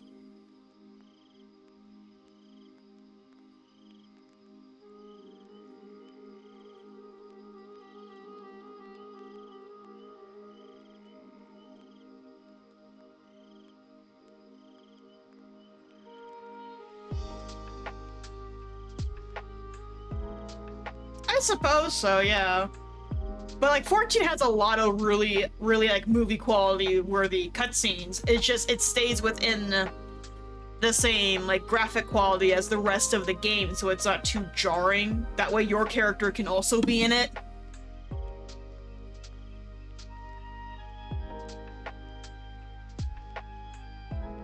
Because the story of 14 at its core is the adventuring story of your character. So of course they're gonna be in, like, in most of the scenes, if not all of them.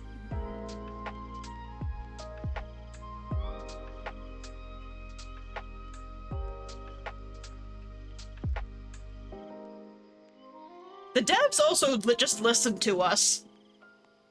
When we say something's not working, they'll go and fix it.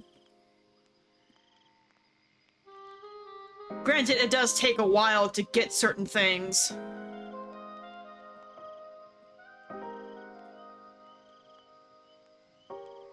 But that's just because they have to prioritize new content so that can be released on time, and then go back and fix actual game-breaking bugs.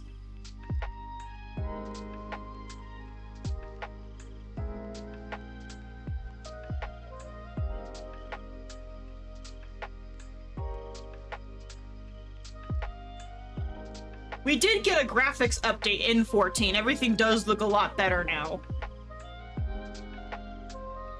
Not the whole game just yet, because they're slowly doing like the older areas for it. But we did get a graphics update.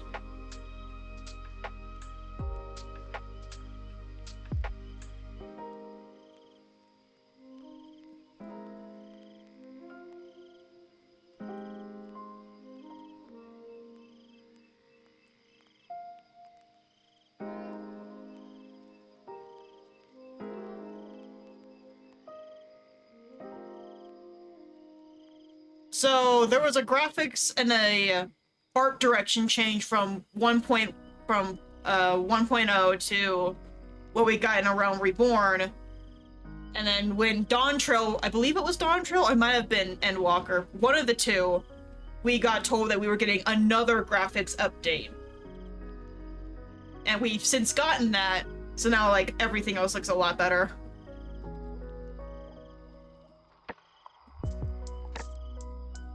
See, I used to play a lot of MMOs, but there wasn't an MMO that could, like, hold my attention for very long. And then I got into 14, and that was the first MMO I've ever played where, like, my attention was held for longer than 2 weeks.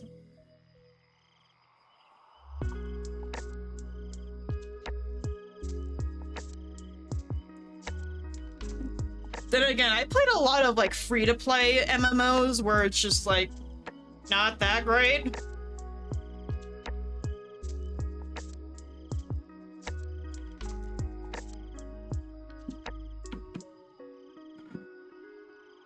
I think what initially what held my attention for Final Fantasy XIV was the story.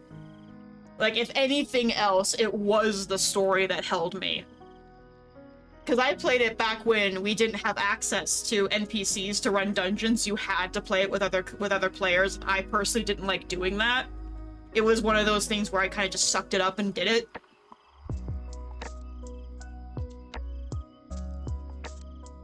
But the story is what kept me playing the game, and then all these updates started happening, and then I started going through all the expansions, and next thing I knew, I was going to the live streams for the expansion announcements and getting super hyped, and being able to see, like, oh, that's a new ability, what's that one?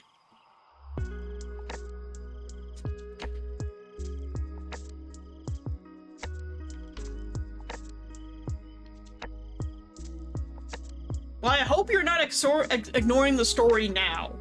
Because 14's story is, like, chef's kiss, to be honest.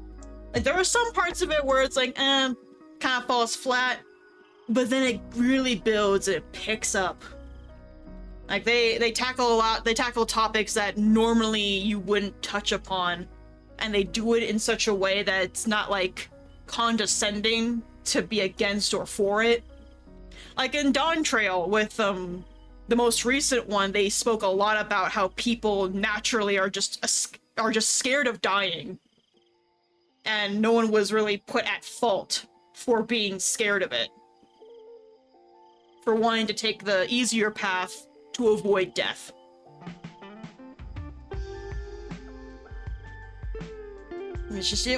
I love this game so much!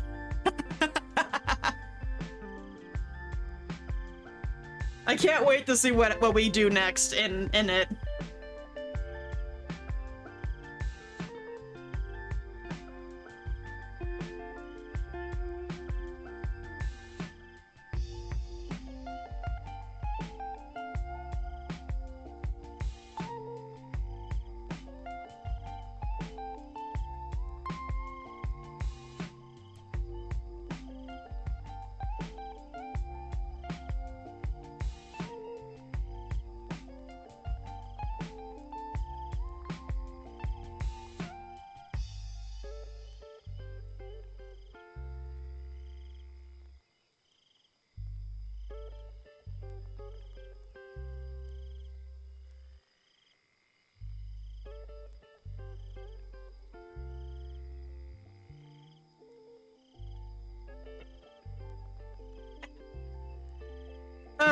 Is Twitch being weird? It sounds like Twitch is being weird.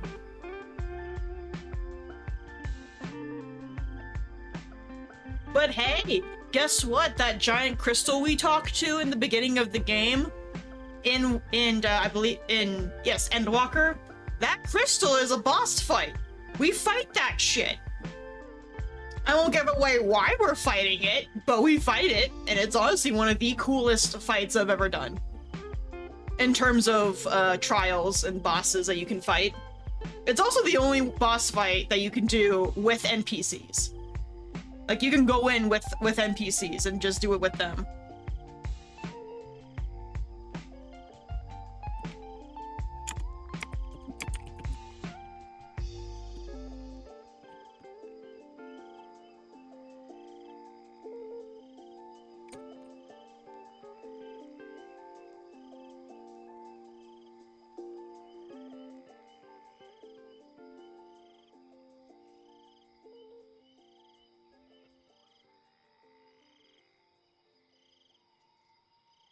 You're just gonna have to progress to Endwalker and see, assuming you wish to pay for the game. Because the free trial stops at the end of Stormblood. After that, it's gonna be like, okay, if you want to continue, you need to pay for it. Your free trial is up.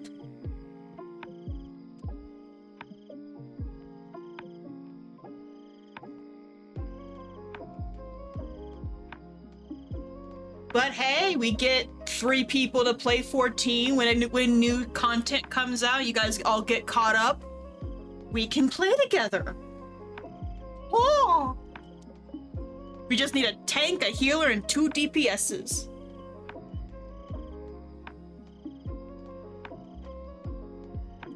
You want to get to Dark Knight. So once I believe you'll gain access to Dark Knight, Astrologian, and Machinist once you have access to Ishgard, which is like a little bit of the ways into Heavensward, which is the first expansion after A Realm Reborn. So once you're done with A Realm Reborn, you'll go into Heavensward.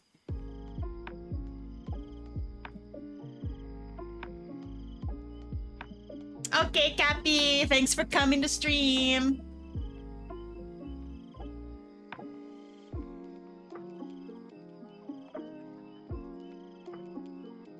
ASMR, you gotta get on that. You gotta get the PC or a console, something, buddy. There was talk about Square putting 14 as like a phone as a phone game. I don't know how the hell that's gonna work, but there was a beta test where you played 14 on your phone. I don't know how the fuck that's gonna work, because that game is massive. Yeah, sell a kidney. You only need one.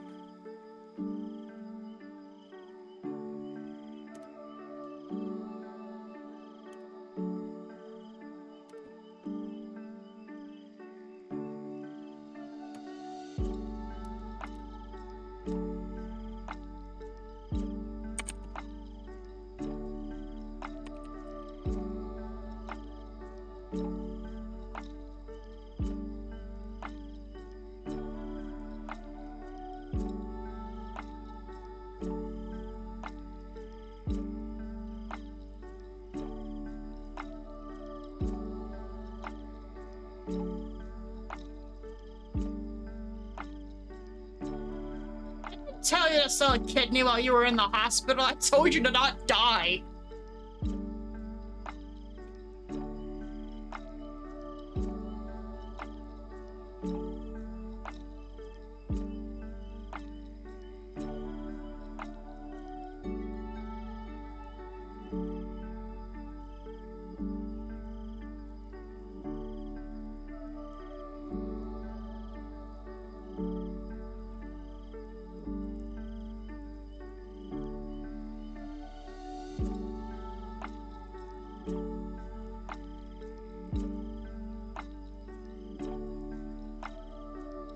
Don't actually go and do it, ASMR. Don't actually do it. It was a joke.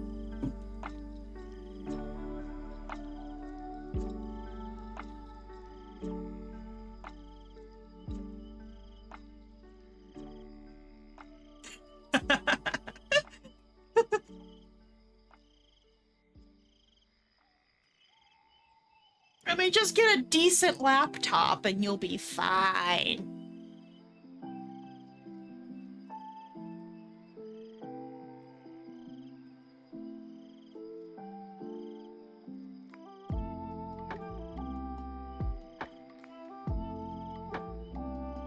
Well, your birthday is next week, so run to your family and be like, hey, between all of us, I'm sure we can scrounge up like $500 for something. It is the day of my birth, mother.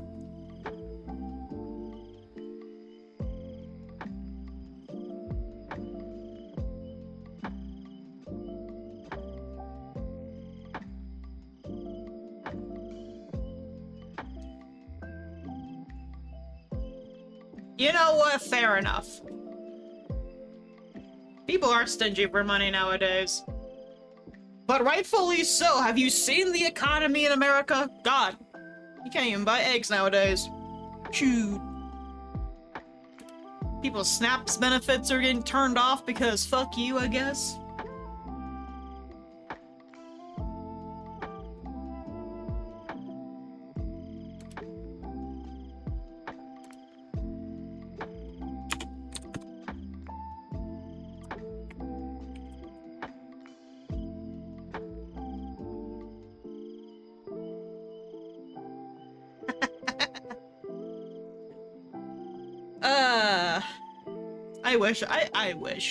I wish I could make $5 an hour for people to just type in my chat. But if anything, I probably would be paying you guys to type in chat.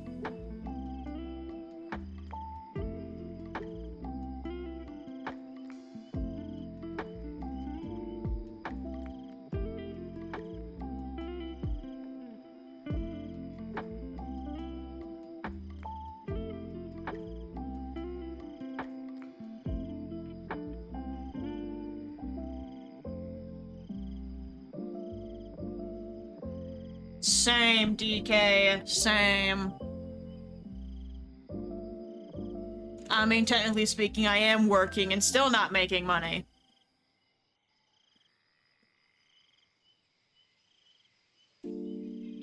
Yeah, the federal minimum wage in America is like 7 something. Which is not livable at all.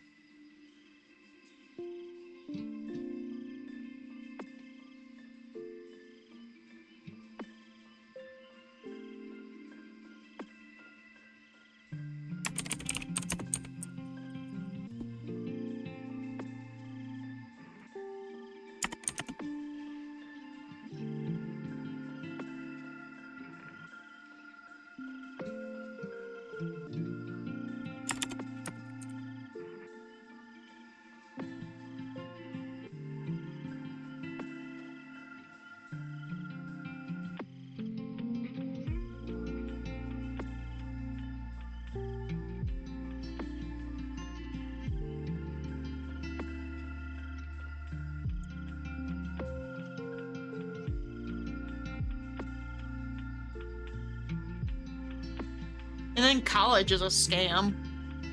All these places be like, we want a college degree. Okay, here you go. Here's a college degree. Nah, you need to have been working since you were 4. We need that experience.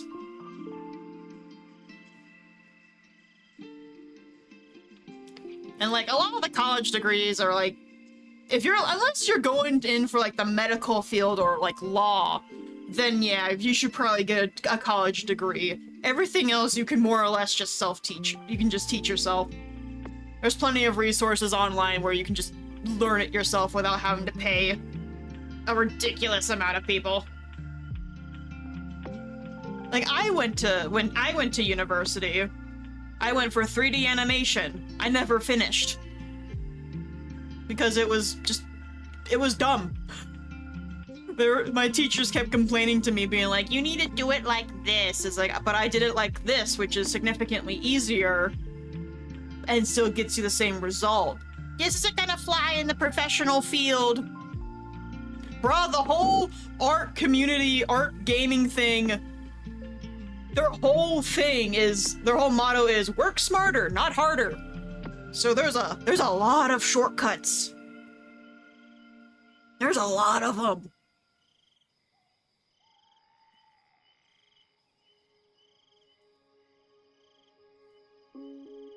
And then you hear people talking about like, oh, you need to go to school if you wanna write a book. No, you just need a program to write in. That's all you need.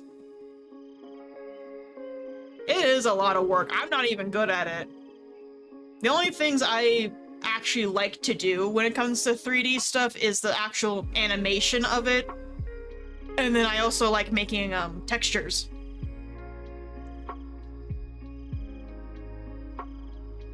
Specifically, I like making environmental textures.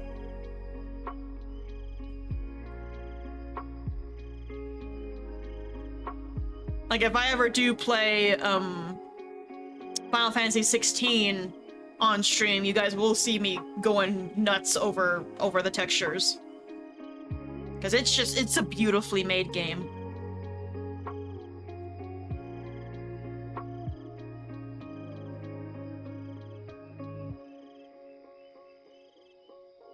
Yeah, but here's the problem with that, DK. The writing community will crucify anyone who even touches AI to help them write their book. Like, there's a lot of screening nowadays when it comes to writing books where it's just like, oh, you used AI for this? Nope, we ain't touching that. Blacklisted immediately. Otherwise, I would have probably be finished with my book now if I used AI, but I'm choosing not to because fuck you, AI. I'm gonna pour my blood into this shit.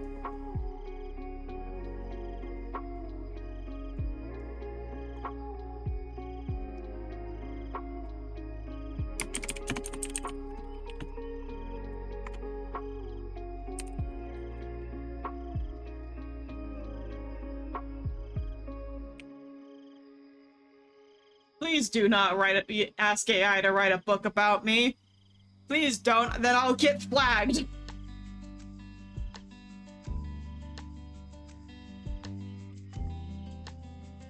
Yeah, that's still a problem, DK. The writing community will still crucify you if they find out that you used AI for any part of your writing process. So, like, maybe you didn't use AI to write your book, you still wrote it, but you used AI to get ideas. Like, if people find that out, they'll label you as a problematic author and then blacklist you because you used AI.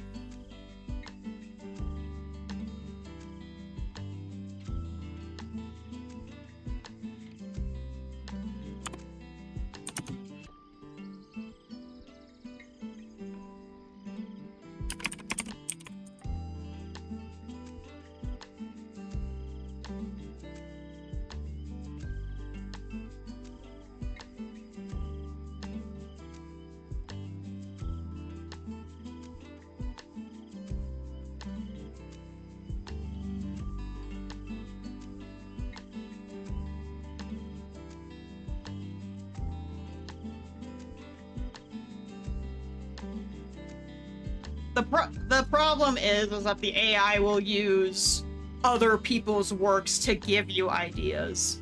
That's the issue people are having, is it's scanning other people's work.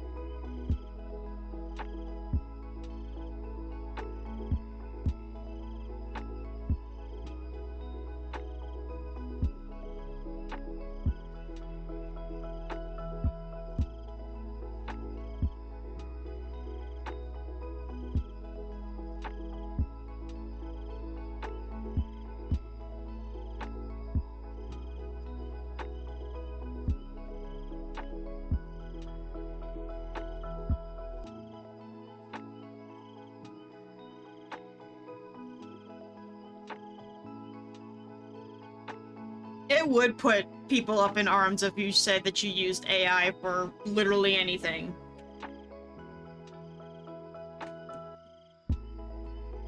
A lot of creative people will lose their minds over it.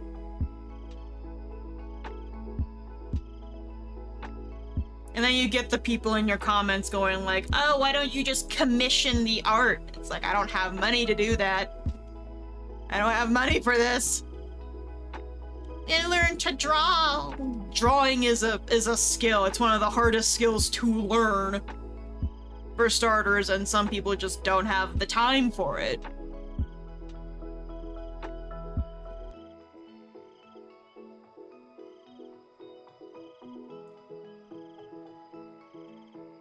Like, there's a time and place to use AI, I will admit. But if you plan to, like, make a profit off of your book, so like, say you write a book and you're planning to sell it, then I would advise against using AI.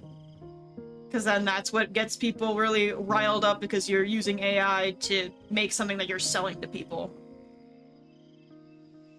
I know a lot of people do believe that you have a full studio behind you, and a lot of us are out here in the trenches, really.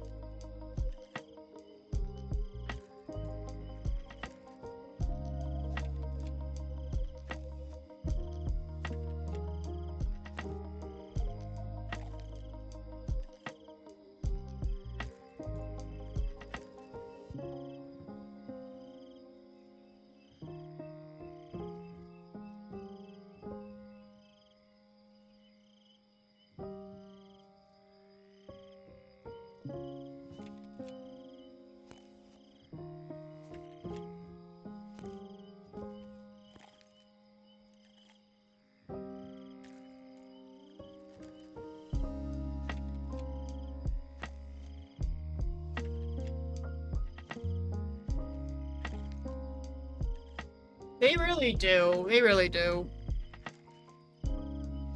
Like, personally, I don't see the harm in using AI if it's for, like, your own personal enjoyment. Like, no one else is gonna see this, it's just you, so, like, who cares? It's when you start trying to sell it is when I start having a problem, and then I have a problem with artists who, like, get really kind of mean and bully, become, like, really big bullies towards people who can't afford to commission art and don't have the time or the skill to draw art, so they use AI art for their own personal use. Again, no one's gonna see it, so, like, who cares that you have these artists on these platforms going like, you guys are fucking scum. How dare you use AI? You need to commission actual artists. You guys are bitches. You're this, you're that. It's like, you're being really rude, and now I don't care how nice your art is, I'm not gonna commission you because you're being a dick.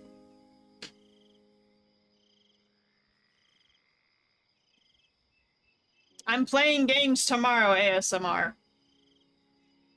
We're playing Code Vein tomorrow.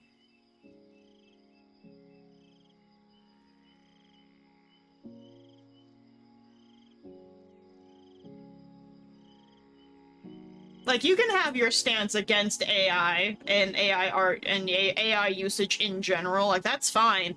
But the second you start being, like, a martyr for it and putting people down because they either don't have another option or just choose to just have fun with it, that's when I start to have an issue with you as a creative. It's like, you, for one, don't be an asshole, don't be a dick about it, because that's... I know people say all publicity is good publicity, but, like, if I come across an artist who says stuff like that in that manner, it makes me not want to work with them at all. So then I'll skip and go to someone else who maybe has the same stance but is actually nicer about it.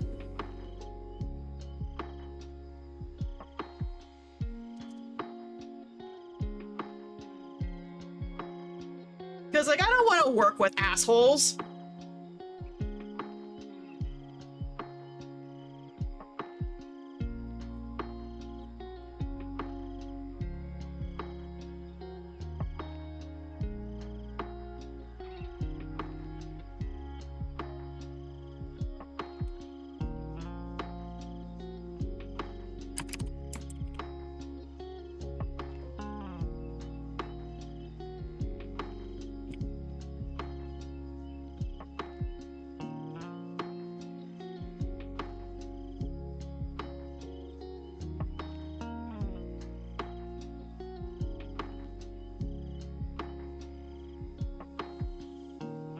There's also the whole craze where, like, oh, a clear sign that you used AI is that your book has M dashes in it, when there's books from, like, the 1900s that also have M dashes in there.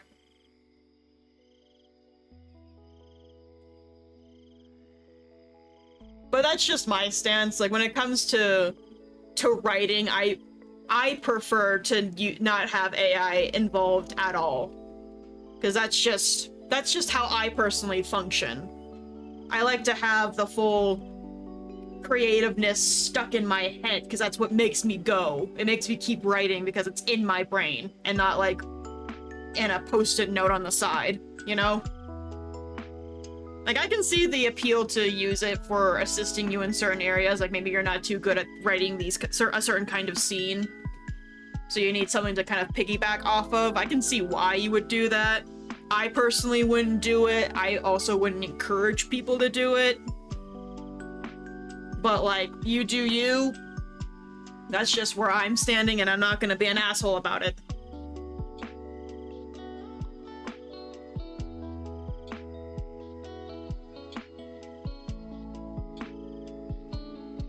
Yeah, the M- thing is really funny to watch. People being like, trying to blacklist all of these books, being like, blacklist this author, they clearly used AI. And it's like, this author's been dead for centuries at this point. It's like, this book was around before computers were. Like, this was handwritten. What are you talking about? M- mean AI.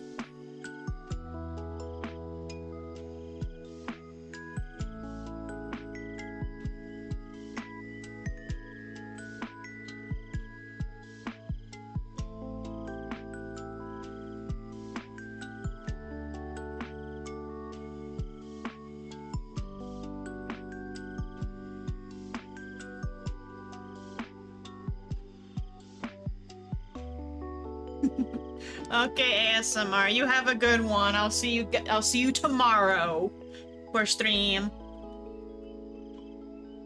But yeah, actual writing should be done, you know, completely on your own. But I can see where AI could possibly help. So long as you actually, you know, put in the work to write it yourself.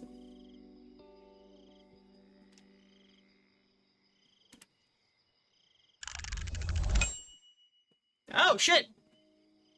Oh! My session's done. Oh, that flew by. Oh, I feel like I didn't even write that much. 511 words, goddamn. I didn't even make it to the halfway point. For just today's writing. Oh boy. Oh boy, wow, I thought stream would actually help me focus, but no, I got really distracted. That isn't to say that I don't enjoy talking to chat. I love talking to chat, but holy crap, I thought I would have written a lot more.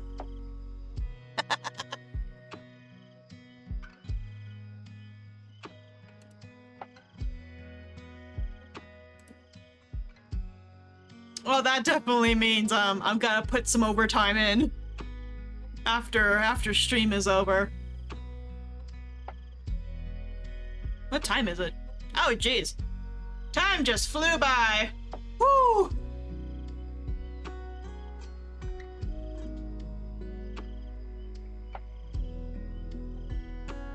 I can see the usage of AI being good to organize your ideas, basically. Like, they're still your ideas, you need them, like, laid out.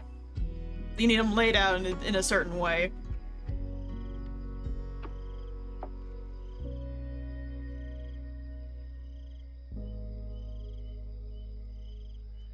But I will still advocate to avoid using it. Just because, especially if you're trying to get, like, traditionally published with your book, some publishers will actually screen your book to see it. They'll run it through a software to see if AI has even touched it in any way, shape, or form. And if it has, they'll immediately reject you. Like, there's a lot of places where if you used AI, even as a jumping off point for bouncing ideas off of, they will not take your book. Like, they will straight up just refuse to let you use it. I know a lot of publishers are like that. A lot of querying agents are like that. I think Amazon is, like, on the way to doing it like that, where if it's AI, they will not touch it.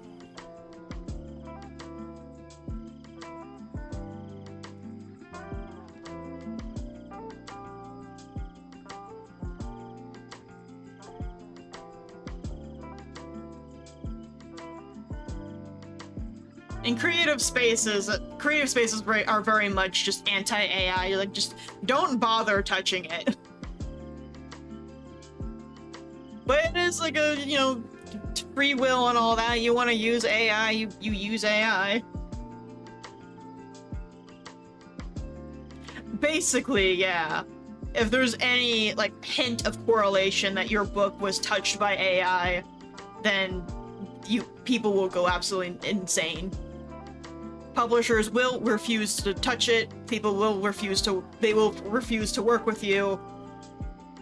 And if you somehow can get published, your book will get blacklisted if it comes out that you did use AI.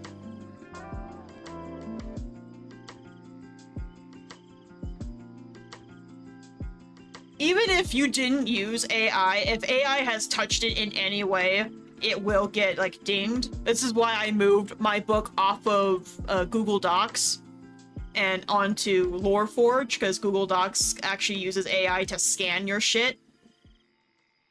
I don't recall what for exactly, but they do it.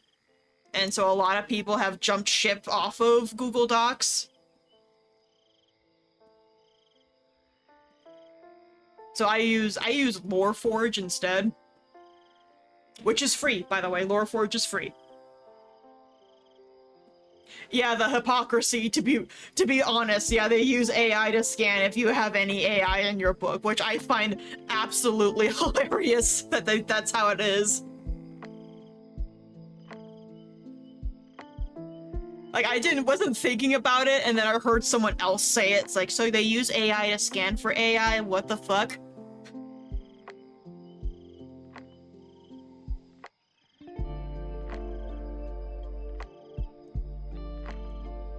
So off of my to-do list here, the only thing we did was literally we just finished shift 1. We did not meet the word quota that I was hoping. I might have to go off stream for another hour just to meet quota. Or, like, just for the first half of the day, and then later on I'll have to bust my butt. It is the small hypocrisies, it's funny. And it's for the small hypocrisies, it's not even like AI restricted to AI stuff, it's also like just story elements as well. Like, people absolutely worshiping one character who is god awful, to be honest, like absolutely the worst thing on the planet, and then another character does the same thing and they get crucified, but because they're in different books, it's fine. There's also the whole ick going around the book community for male characters who are blonde. I've seen too many people say that they DNF'd a book because the main love interest was blonde. Like, did y'all not grow up on Legolas? On The Princess Bride? You want to tell me blonde people are icky? No. I refuse. It's so stupid. It's the dumbest thing ever. The working theory I have is because of a book series by Sarah J. Maas, A Court of Thorns and Roses, or ACOTAR. Tamlin, the character in Tamlin that is apparently universally hated by the fandom, which is dumb. He's actually not that bad. They're all just blinded by the Rhysand's big black dick or whatever the fuck that is. But because he's blonde, now everyone hates blondes.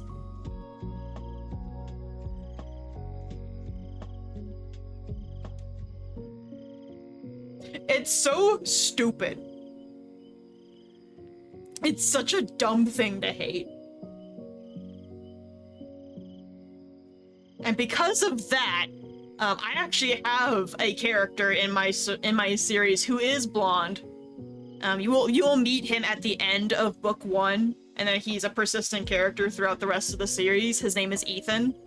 He's blonde, and I have every intentions of making it so that Book Talk and all of the bookish people who claim that blondes are icky will absolutely fall in love with him.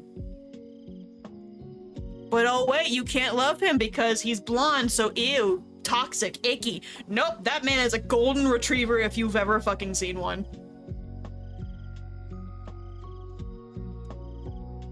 He just happens to have yellow hair, which is not a bad trait to have.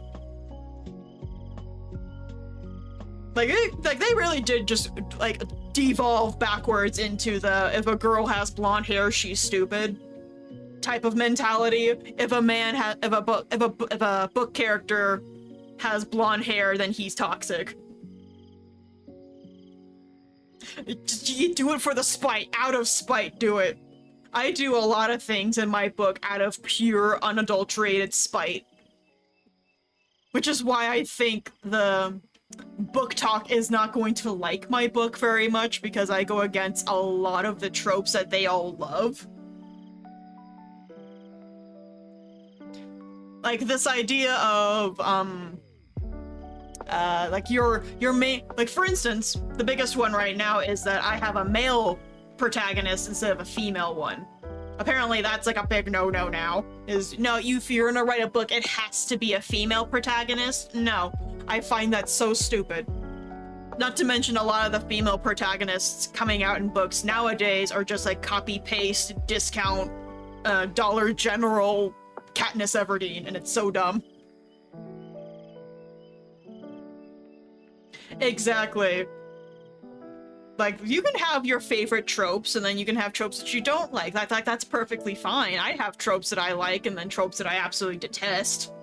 Doesn't mean I have to adhere to your your standards as well. Like, a lot of people really like the one, oh, there's only one bed trope. I hate it. In fact, I have that trope in my book, but it does not go the way that everyone thinks it's gonna go. Everyone thinks like, oh, there's only one bed, they're going to have to share the bed.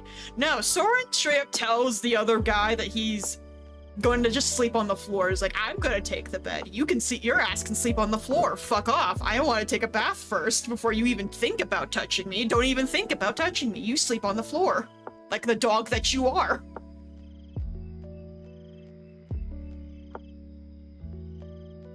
And that's like another thing, but I think this one specifically for ACOTAR, because this is what I read for ACOTAR's, oh, there's only one bed trope. The characters had not bathed in like a couple of days, possibly a week, and they're like suddenly going at it. It's like, no woman on this planet is even thinking about sex when she hasn't bathed in a week. She's thinking about taking a bath.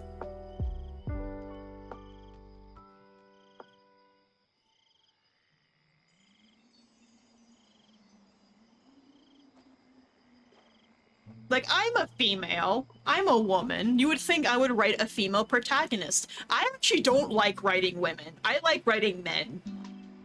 I also just like reading about men. Because now people claim that the trope now in fantasy is that, is that like, oh, men never sacrifice things, men do this, all of these things, like, oh, we have so many male-centric stories, where are all the women? I'm over here being like, all I've seen is all these female-centered stories, where are the men? Like, I like reading about dudes. I don't really like reading about girls unless it's like a certain kind of story. But that's neither here nor there. Like, I'll pick up a book even if it has a female protagonist. I'm here for the storyline. But I also just like writing guys. That's just my prerogative. I like writing dudes.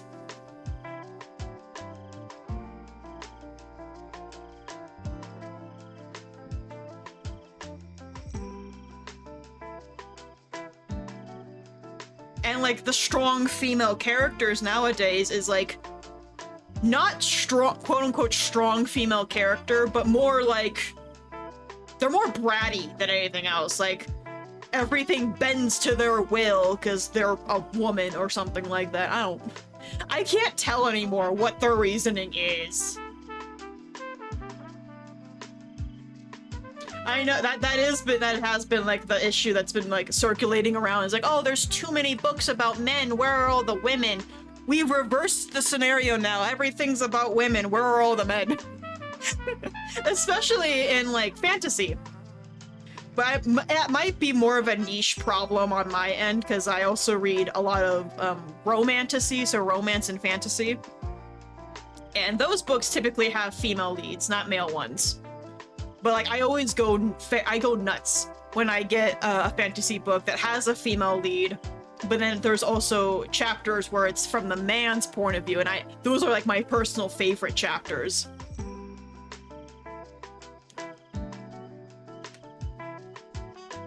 But that could just be like a niche thing, because I mostly stick to fantasy. I don't really read outside of it.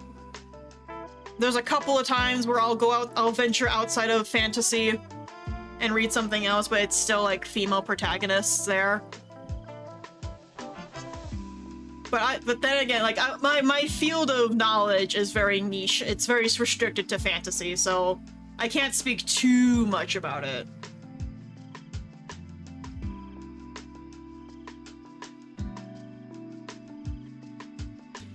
Yeah, we have lost the narrative when it comes to some of these stories where it's we've lost the journey there, basically. Which I think is probably my biggest critique of the ACOTAR books. Because quite literally, after the first book, because the first book is actually really good. I actually really like the first one. After that, I can't really stand the series all that much. The main character, Farah, I don't want to say she starts getting things handed to her, but she gets this sort of cockiness where she thinks she's entitled to everything.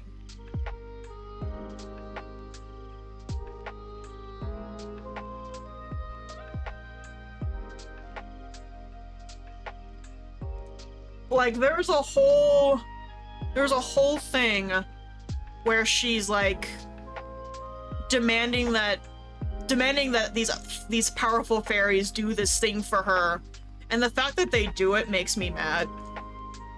Hello, Racer. Well, I was working on my book on stream. I have finished basically my shift for the day for writing. So now I'm just chatting with chat until stream ends in a little bit. They really are. A lot of these characters are kind of designed to be self-insert-y type of things. Yes, I'm chatting with DK. Everyone else has left for the day. But welcome, Racer.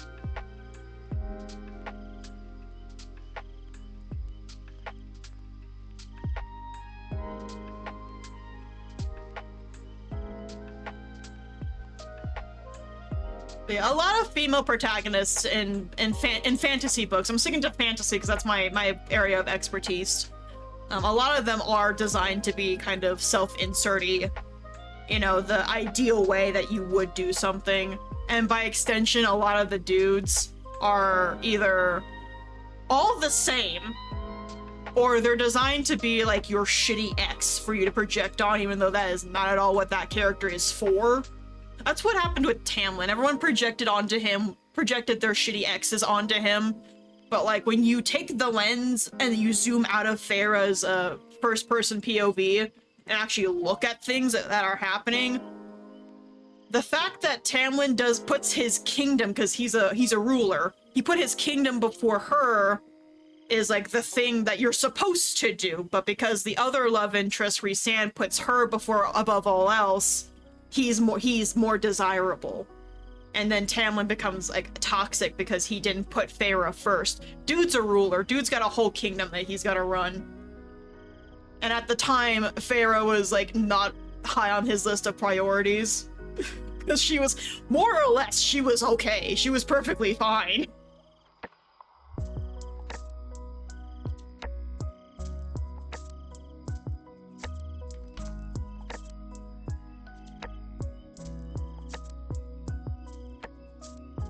Hello, radio! Welcome, welcome, welcome!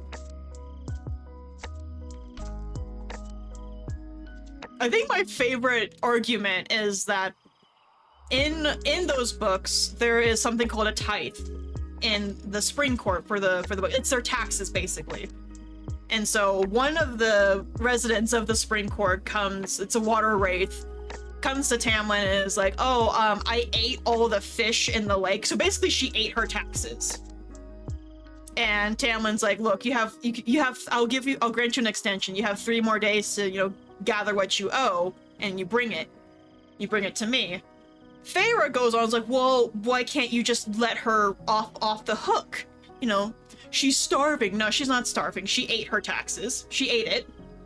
And Tamlin attempts, I don't know, I can't actually remember, to be honest. I can't remember if it's Tamlin who explains that he kind of can't do that or if it's Lucian who does it, another character.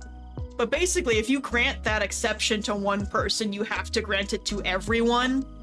And there are people, unfortunately, who would take advantage of it, because no one wants to pay taxes, but, the kingdom needs funds to be, to run. Tamlin's not paid to be High Lord of the Spring Court. Exactly. And if he doesn't get, the taxes, he can't pay for certain things. Like, she goes on and be like, why do you need, 72 jars of jam? Obviously, he's gonna keep maybe 1 or 2 for himself, but the rest of it's gonna go back into the trade market. It's gonna go into trade, and then the funds from that are gonna go into things like paying the military, keeping the soldiers armed and ready, making sure things like roads are made. Especially now, because they're coming off of a 50-year imprisonment. So things need to be done. There are things to be done. And she's just not getting it. And mind you, Farah is the daughter of a fucking merchant. So you'd think she knows some of these things, even the bare basics of them.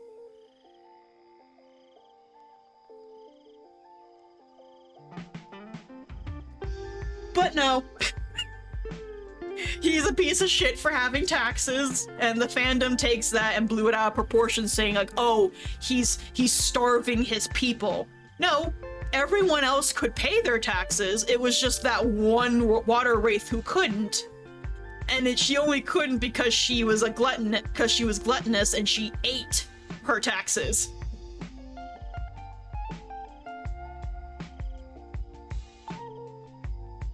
And even then, the Night Court, which is where Farah ultimately ends up in, because she ends up with the High Lord of that court, Rhysand, they have taxes. And their taxes is based off of a sales point. So Tamlin's is, all right, whatever you made for the year, you bring a portion of it to him, and it's not gold that you bring to him, you bring him goods.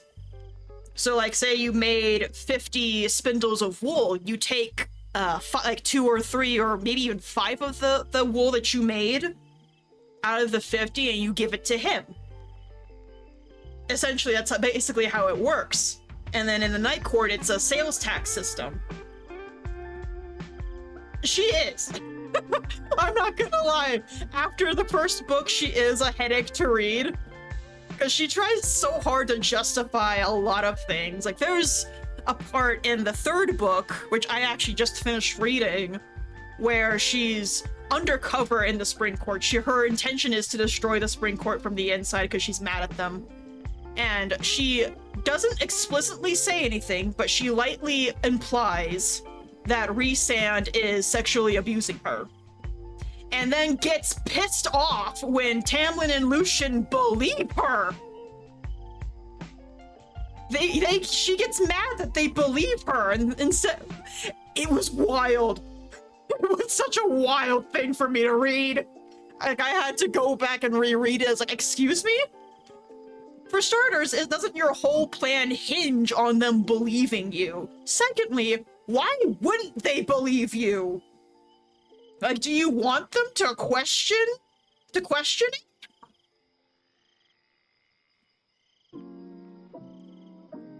Exactly, like it's also in part of the fandom too. So in the books, Farah's just being Farah. She's trying to justify things in her head, and then she confirms other things, and then the fandom is like, oh no, there was nothing to she exposed the Spring Court for how terrible it is to live there.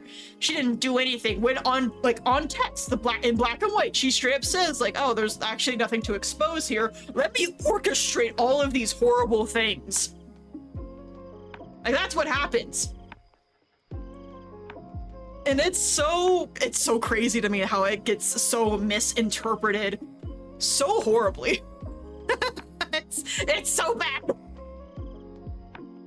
And like, you can't talk to the fans of the ACOTAR fandom, because a lot of them like, how dare you have a different opinion? Right? That's what it sounds like. Like, it sounds like they're setting up for like for her to be like ultimately the villain. Or at the very least, ultimately for Rhysand to be the villain, because he's got mind control powers and he's in her head a lot. Like, she has her moments where she is like a really good protagonist, but then it gets overshadowed by, I want to say her naivety, but at this point it's not even naivety. She's just plain stupid.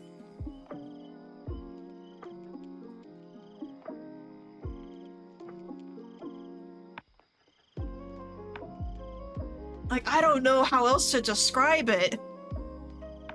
It's like, cause she does end up destroying the Spring Court, and then later on in the book, she gets confronted, like, you do realize that what you did cracked open the rest of us, they cracked open the Fairylands, the Parinthia, to the enemy. Like, you did that. And she's like, I didn't think that far ahead. I didn't want to think that far. She never actually answers to the consequences of her actions. She never actually does that. And it drives me up a wall. Because everyone calls her out on it, and then it never gets resolved. She never faces consequences, and then everyone just sort of bends to her will anyway. It's like, none of these people have any reason to fucking like you. Like, none of them.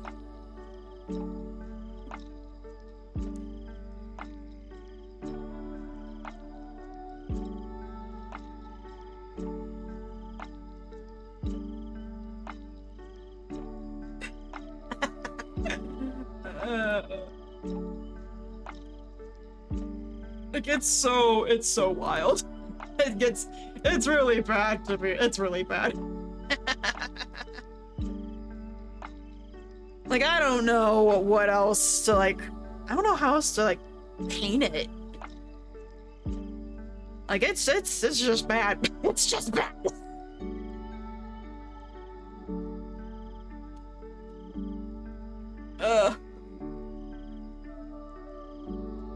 It genuinely does feel like that. Like, it feels like there's no stakes anymore. Because one of the characters, Rhysand, he ends up dying. But like, literally the next chapter, or almost the next page, he gets revived. By people who don't like him. Which is the whole, like, she's begging the other High Lords to revive him like they did for her when she died. And they're all just like, well, he's a fairy, it's not gonna work that way. I don't fucking care, do it or I'll mind control you. At best, you could mind control maybe one of them, and then the rest of them would kill you. But then they all do it. Maybe two of them, that's being generous, would have a reason to, like, actually revive him. The rest of them don't like him at all. Like, Rhysand is, like, one of the most hated High Lords among them. Like, a good chunk of them do not like him, so, like, why would they have any reason to bring him back? And then it ends with Tamlin doing the last thing to bring him back, and it's like, that's a better man than me, that's a better person than me. I would have walked away and said, sorry, bitch, bye.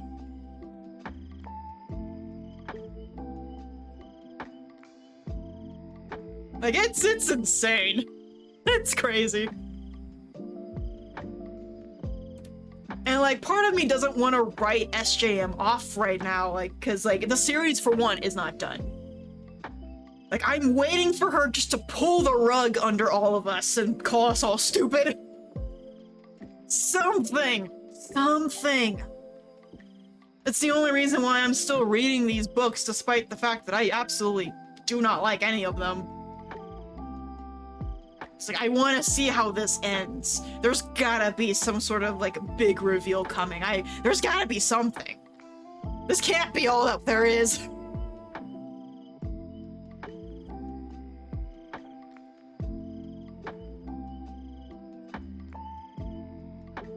It's like, I'm reading these books out of spite. I want to know what happens.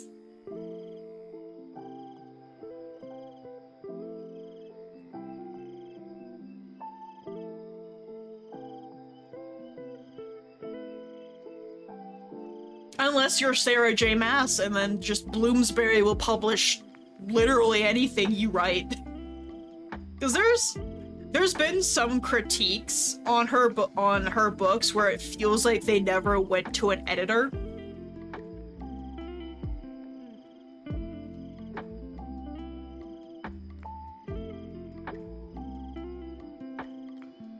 Like, some people have gone on record to be like, did these books get edited? Like, are we not? Because there are times where the characters will directly contradict themselves and be like, oh, well, this thing happened at this event, but we could actually go back to that event and actually look at it and be like, no, none of that happened. What the fuck are you talking about?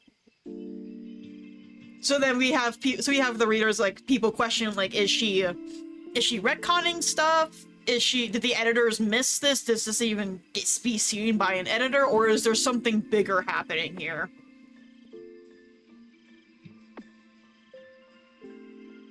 That's what I tell myself every day. If Colleen Hoover can get published, so can I. The bar is that low.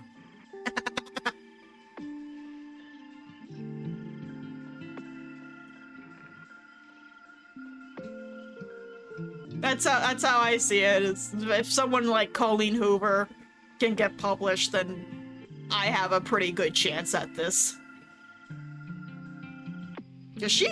I haven't read any of her books. I've seen, like, snippets, and people also being like, yo, the stuff this chick writes is crazy.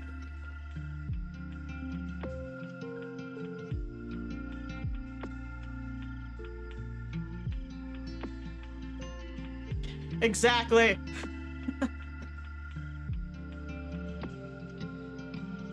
But here's the thing. I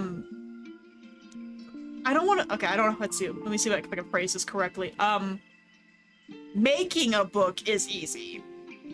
Actually writing it is the hard part. So, like, when everything is, like, said and done, you have your book, it's ready to go, you have your covers and all that. It's easy to publish it. That's the easy part. The hard part is actually writing the damn thing.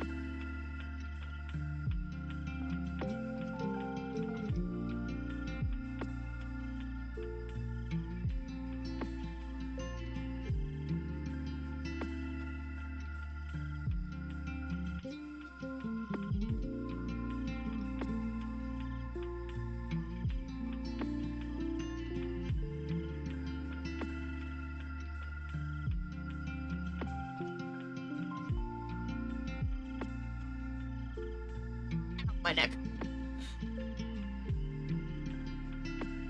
Alright. We have reached the 3-hour mark for stream. I was supposed to end stream an hour ago, and I did. You guys got me going. You got me going, DK, with talking.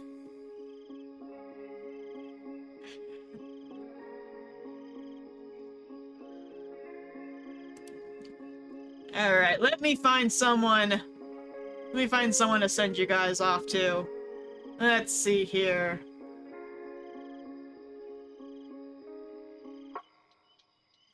I'm gonna send you guys off to Cry. To our beloved dragon boy. He's playing Pokemon right now.